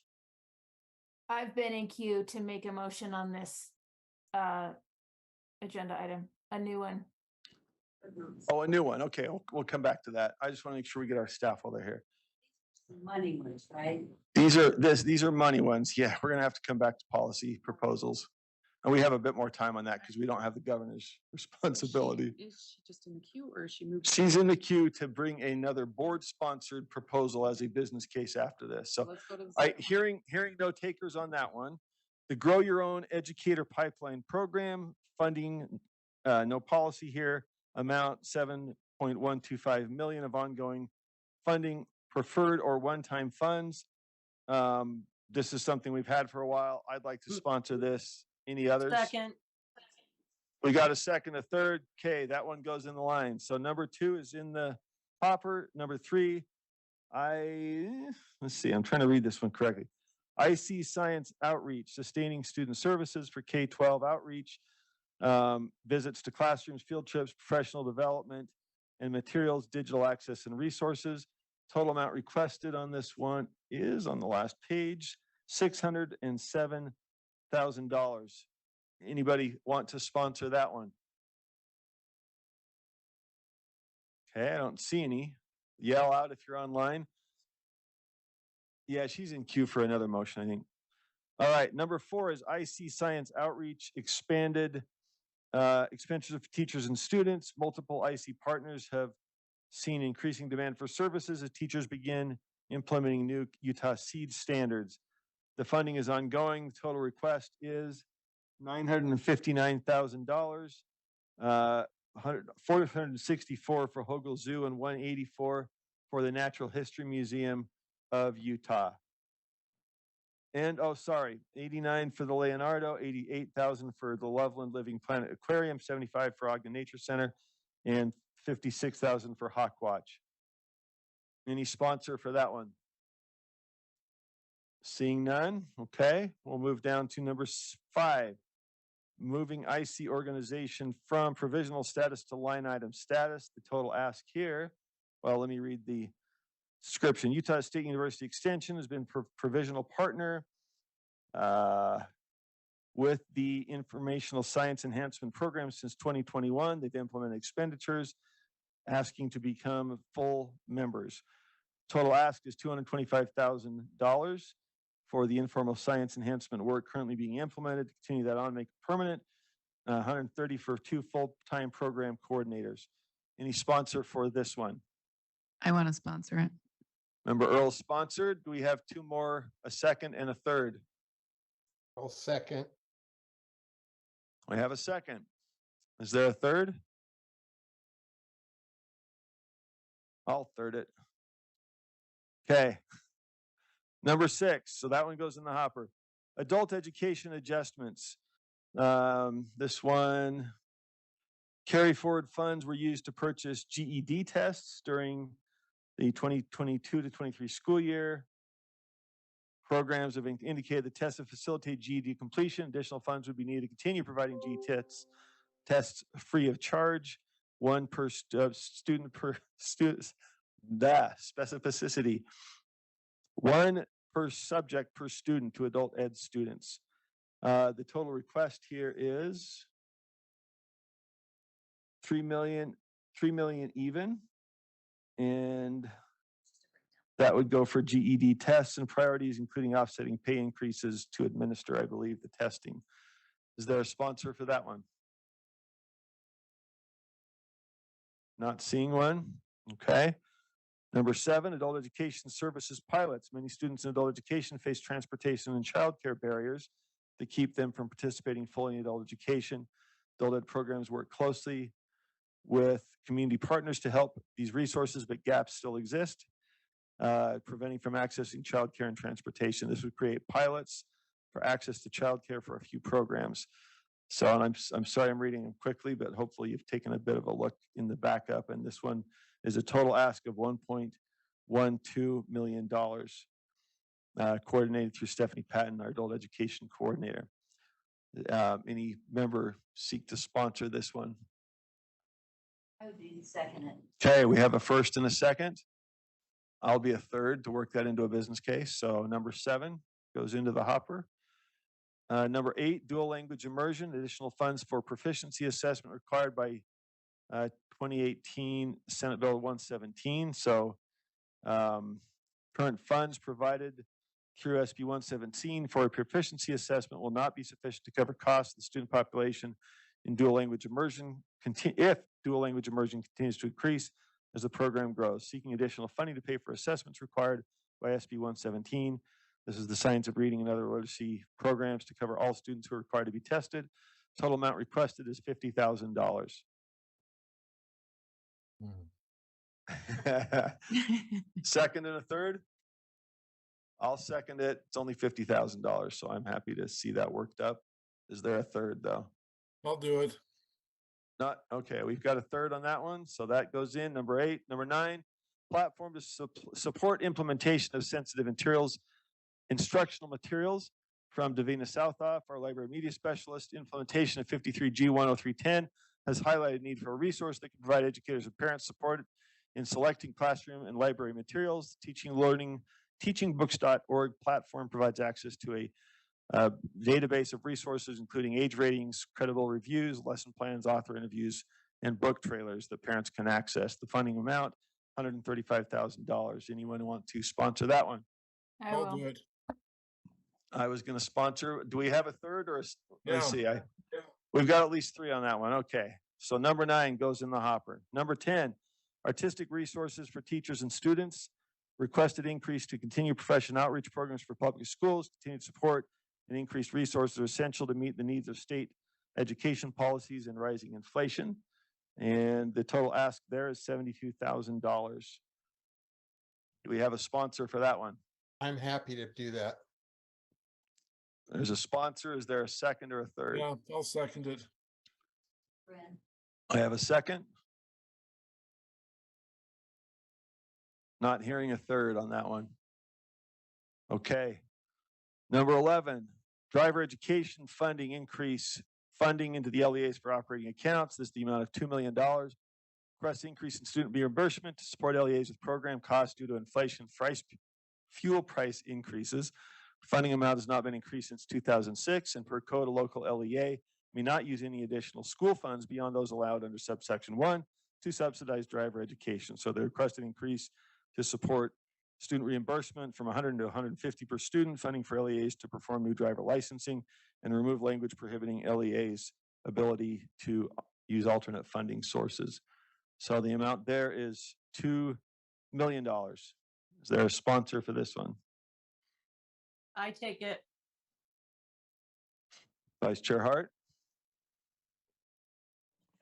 I'll second. Have I'll a third second? it. I'll third it. I have a third. So number 11 goes in the hopper. Number 12, Adobe Create Utah. The request is to continue to fund a statewide contract for 7 to 12 grade students, as well as most PK-12 FTE for the Adobe Cloud, Creative Cloud, providing the resource for all students in Utah, allows for industry stranded training and supports LEAs and educators. One-time funding has been provided each year for the past 5 years. They're seeking ongoing additional funding, the amount of $2 million, sponsored by Talia Longhurst, CTE Director. Any sponsor for this one? I'll do it. Who's that? Member Booth? Is there a second? Or a third? I'll second it. I don't know if there's a third. Hearing, oh, okay. We have a third. This is for a business case again. So computer science integration. This request is to continue funding for the K-12 computer science grant in partnership with Talent Ready Utah, allows LEAs to continue building access to computer science for all students. From Talia Longhurst, CTE Director. I work with Talent Ready Utah. I'm happy to see this turned into at least a business case. So I'll sponsor it. Is there a second or a third? Got a second? Is there a third? Not hearing. Okay, there is a third. All right, so number 13. So we got about 3 more. Number 14, CTE LEA average daily membership growth. This is the amount of $12,371,000. Request for a CTE average daily membership to be funded for program growth. While this WPU value is continuing to increase every year, number of WPUs allocated for CTE add-on has not increased to correlate with the growth being experienced at the LEAs. Additionally, in FY17, CTE add-on had a reduction of 2,000 WPUs when the value of WPU is equalized for CTE add-on and SPED programs. As of FY24, we still have not regained all of those WPUs that were lost in 2017. Currently, 828 WPUs short. So that amount is $12,371,000 from Talia Longhurst, our CTE Director. Not hearing a sponsor for that one. All right, we'll move to number 15, professional outreach programs in the schools. This is the POPS program. Additional funding aims to support the staffing needs and expenses related to the increased costs and demands associated with POPS services. Fund support professional arts services to students K-12 at no expense to the schools or LEAs. Additionally, POPS provides high quality arts professional development for educators across Utah. The amount being sought here is $362,000. This includes, all right. Member Booth is a sponsor. Is there a second or a third on that one? Got a second from, and a third. So number 15 goes in the hopper. And our final one, USIMAC, ongoing funding. USIMAC must hire and train 6.5 additional FTEs to meet the required demand. Amount sought is $1,500,000. 900,000 ongoing funding. Additional ask. Let's see. Oh, this isn't quite the, you know what? Were we talking about combining these two? Was that, did I hear that somewhere? Keep going. There's only 2. Okay, all right. So that's the USIMAC, Armando Venegas, Director of Utah State Instructional Materials, and Susan Patton, Superintendent of the Blind. The ask is roughly $1 million. Is there a sponsor for that one? I'll do it. Right. We got first, second, and third on that one. Okay. That goes in the hopper. And number 17, benefits for USDB paraeducators. This will provide benefits for 63 paras. USDB cannot attract enough capable individuals, many of whom can receive better benefits through government assistance by not working. Amount requested is $1.9 million. There's a first and a second. I will third it. Okay, Member Booth is in it, so that's enough to get a business case. All right, thank you. So, we'll go back to Member Davis. I just want to see how many did we throw in the hopper then? 11. Okay, thank you, board members. That took 15 minutes. That was reasonably quick. So we will have 17 business cases. Can we look at? We'll then have, one? Because I thought I heard a third one, but then it didn't go into the hopper. Can we just double check on the arts one? Which arts one? I think let's Give see, us a do you have number. your screen up. it was the one. There's one that did not get a third, I believe. Arts resources for teachers and students, number 10. Am I right? Did that one not get in? Okay, that one did not get a second, third. So we have 11 out of 17. And we now have the opportunity, I think a couple of board members have additional business cases they would like to propose. We've got Member Davis and Member Hymas. Again, same drill. This is not to put it on the list, let alone prioritize it. This is to authorize staff to work up a business case similar to those that we authorized last month and just considered earlier in the hour. So Member Davis, I don't know who's first if it matters, but Member Davis, take it away. Thank you. I will. And I would like to request that all of these that we just didn't put in the hopper stay in the documentation as we revisit this agenda item every single month, because we don't even know what our budget is. And it's hard to go out and advocate for money for vendors when we don't know. We have to put LEAs first and figure it out. So if we could keep those as options for the future, that'd be great. Thank you. My motion is that the board directs staff to develop a legislative funding request for the 2024 legislative session to request $11 million for the educator salary adjustment and request a policy change for formula adjustment. And I'd like to speak to the motion, please, if I get a second. Is there a second? I'll second. Go ahead. You got a few seconds. Thank you. Go Okay, for a it. few seconds. I'll just say there was a No. formula- Member Davis, you had multiple seconds. That I'm not giving you only a few seconds. We Oh. had several people second the motion. Okay, I thought you So were telling yeah, me to speak in a few seconds. no. Okay. We do want to move, but I didn't want to cut you off. Okay, I'll be fast anyway. There was a formula oddity, might be the best way to say it. I mean, you could consider it a mistake that has in the educator salary adjustment over the last years cost districts and charter schools to have to supplement, essentially turning this again into an underfunded mandate. And so this $11 million would help offset the oddity or mistake, if you will, in the formula. And moving forward, it would correct that.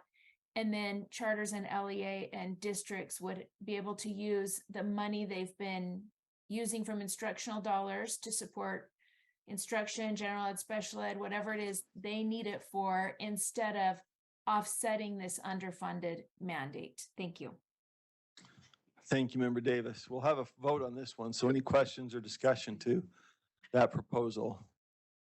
And again, we're not voting to put it on the list. We're voting to work up a business case. Member Bogus? In the hopper to make a motion. Okay. Oh, okay. Member Earl? Okay. I think we're ready to vote then. Member Wood? Yes. Member Straight? Yes.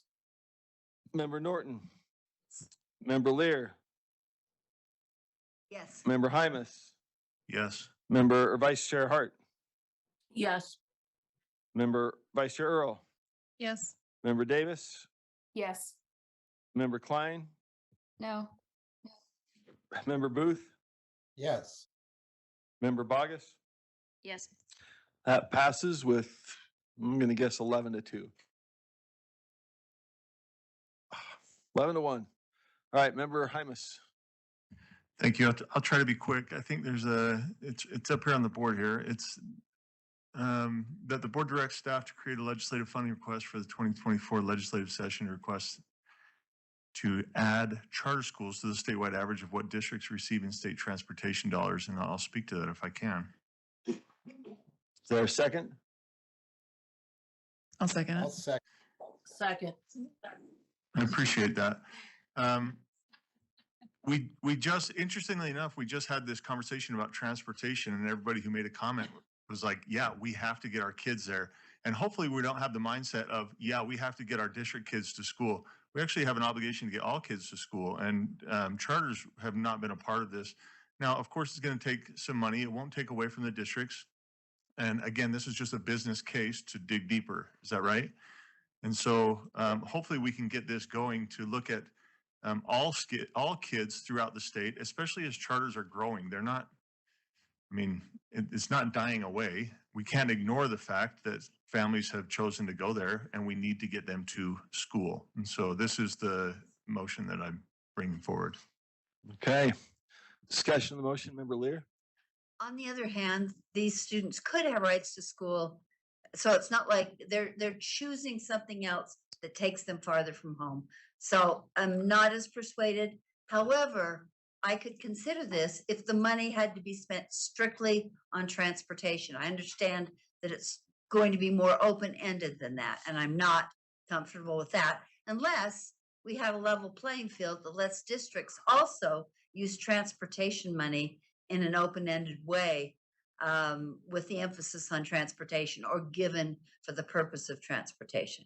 So I'm about that level playing field that a lot of charters always want for districts. If this is just for to and from transportation, I'd like to see the business case, and maybe I could be persuaded. And I won't get into a debate here, because we could go for a little bit, but I do want this to be brought. That's my ask here, is that we bring this forward to look at it further. Is it open-ended, or is it strictly for to and from transportation? We'd have to put it on there, and then I'm hoping you're allowing to give me flexibility here as we pursue this, Carol. That's what I'm asking. Yeah, we can look at it, but I just don't know why it wouldn't be strict like district. Well, I don't think it's going to be for like field trips or sporting event. Well, sporting events maybe, but you know what I mean? Yeah.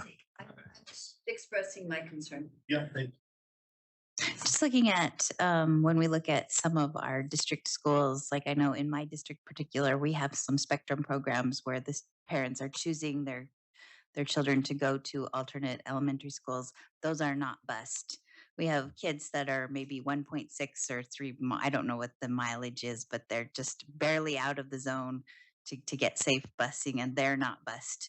So would we need an amendment to this so are we going to bus all our public school children, or our ones that choose charter schools and our ones that choose their traditional schools? Because what if the charter school is 15 miles away? That one's okay, but the 1.6 mile is not okay. So I don't know if there's just a look at what does it take to bus all of the kids who need busing in our school. Yeah, we will have to look at that. And again, the interesting conversation, and I loved hearing it just 20 minutes ago, 30 minutes ago, is yeah, we need to get our kids to school. And now we're saying, well, if you choose to go to a different school, we don't need to get you to school. I know, I hear you. I'm just saying, it's important. It is complex, and we need to look at it.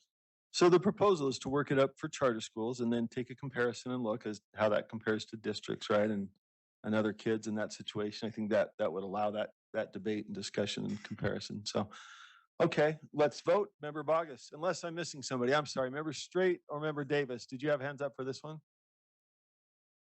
I did. Yeah, I was Okay. gonna make the same comment as Leanne. Again, I could be persuaded if the money is going to be used for transportation.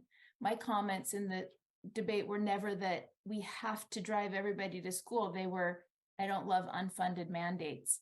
So if we're going to then provide extra dollars to districts and charters for those kids who don't qualify for the very tightly wound busing, I'd be willing to look at it for both districts and And I think we voted to approve the transportation proposal, the other one more generally, right? So we'll have 2 of those. If this passes, we would have 2 in the hopper to compare and contrast. And I'm not sure what the overlap is, but Okay, I member move Straight. to amend this to include both districts and charters, students who don't currently qualify for transportation.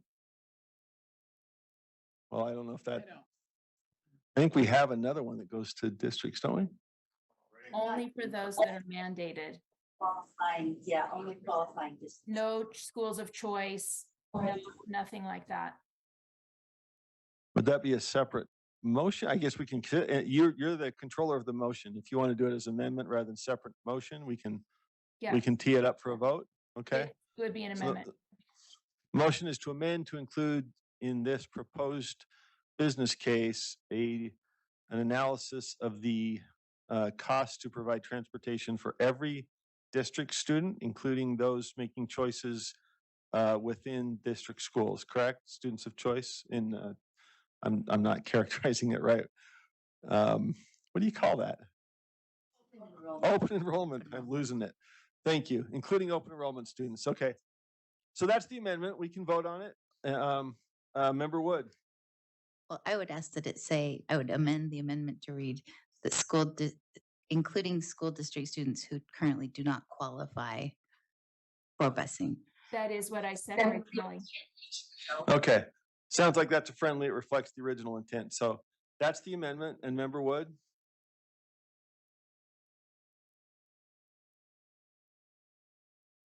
Can I speak? No, I want, all right.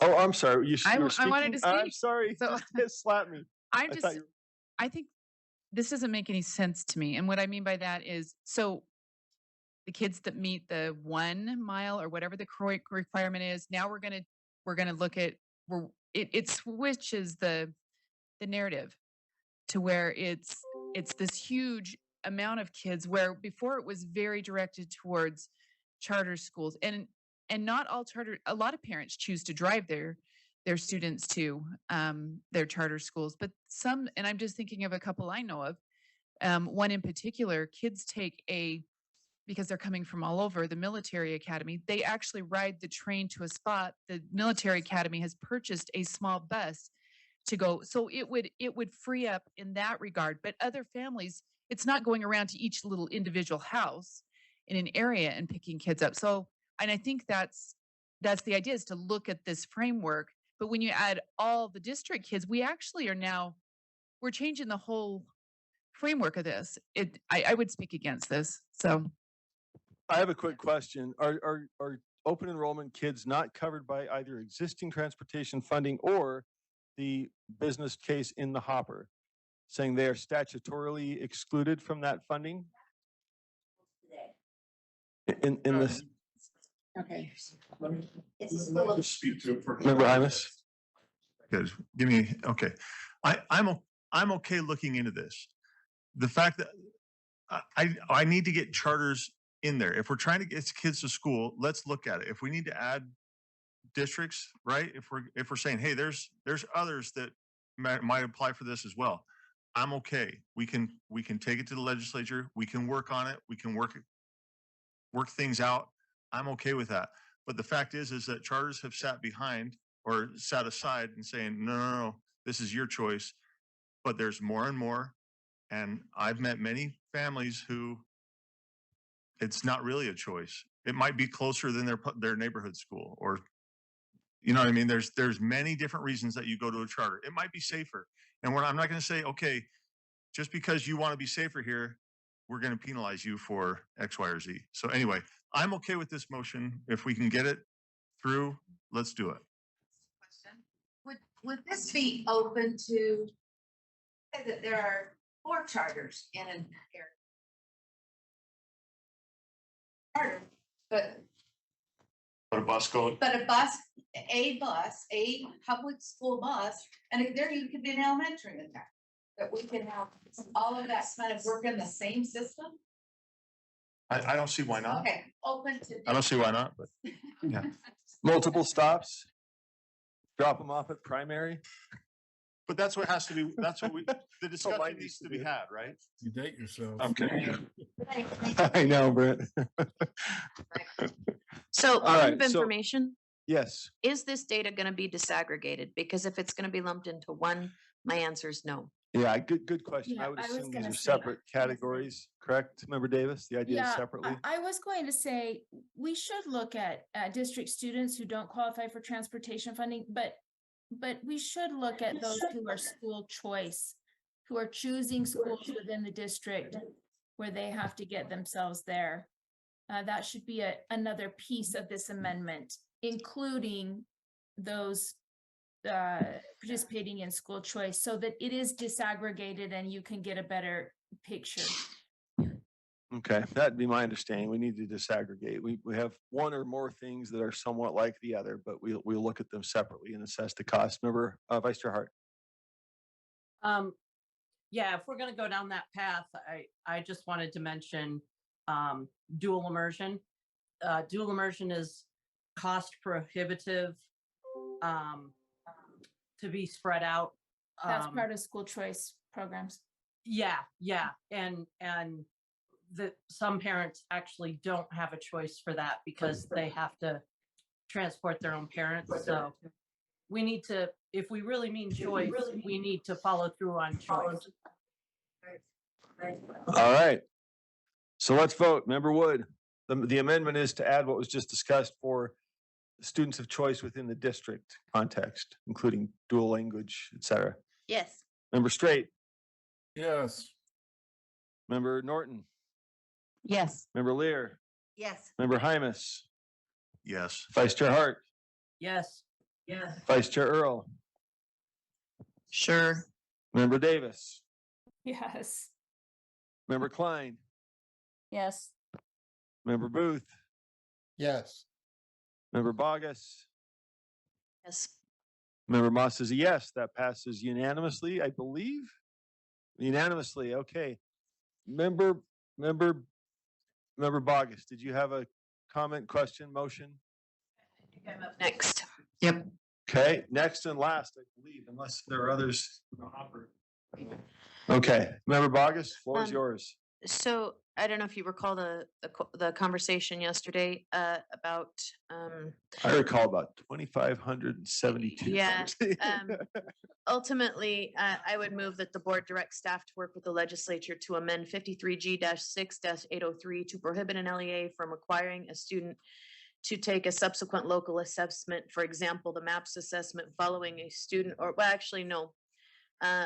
Yes, following a student or parent's request to opt out of a statewide assessment, for example, RISE. So let me ask you a question. We were going to wrap and defer policy proposals to September, and I'm going to leave this to you to choose. We have an October deadline under the Budgetary Procedures Act to take our funding request to the governor. Mhm. We also have to rank them. So that's why we start this part earlier. Mhm. We do have September, October, November, December to work up policy proposals. Obviously, the sooner the better. But up to you. We may lose a couple of folks here at 5 if you want a full debate on it. I Yep, don't know. but Is there September- going to be full debate? I just think if I could If just you wanna speak do for a it- minute. Yeah, I just think absolutely. I'm just asking whether you want to do it now or save it where we have more fresh time. Entirely up to you. I don't care. I just know that this is an ongoing issue. My constituents reach out regularly, so I know in one of my districts in particular, this is an ongoing issue that parents are really concerned about. And if we're going to say parents have the option to opt out, we need to see that through to its logical conclusion and bitter end.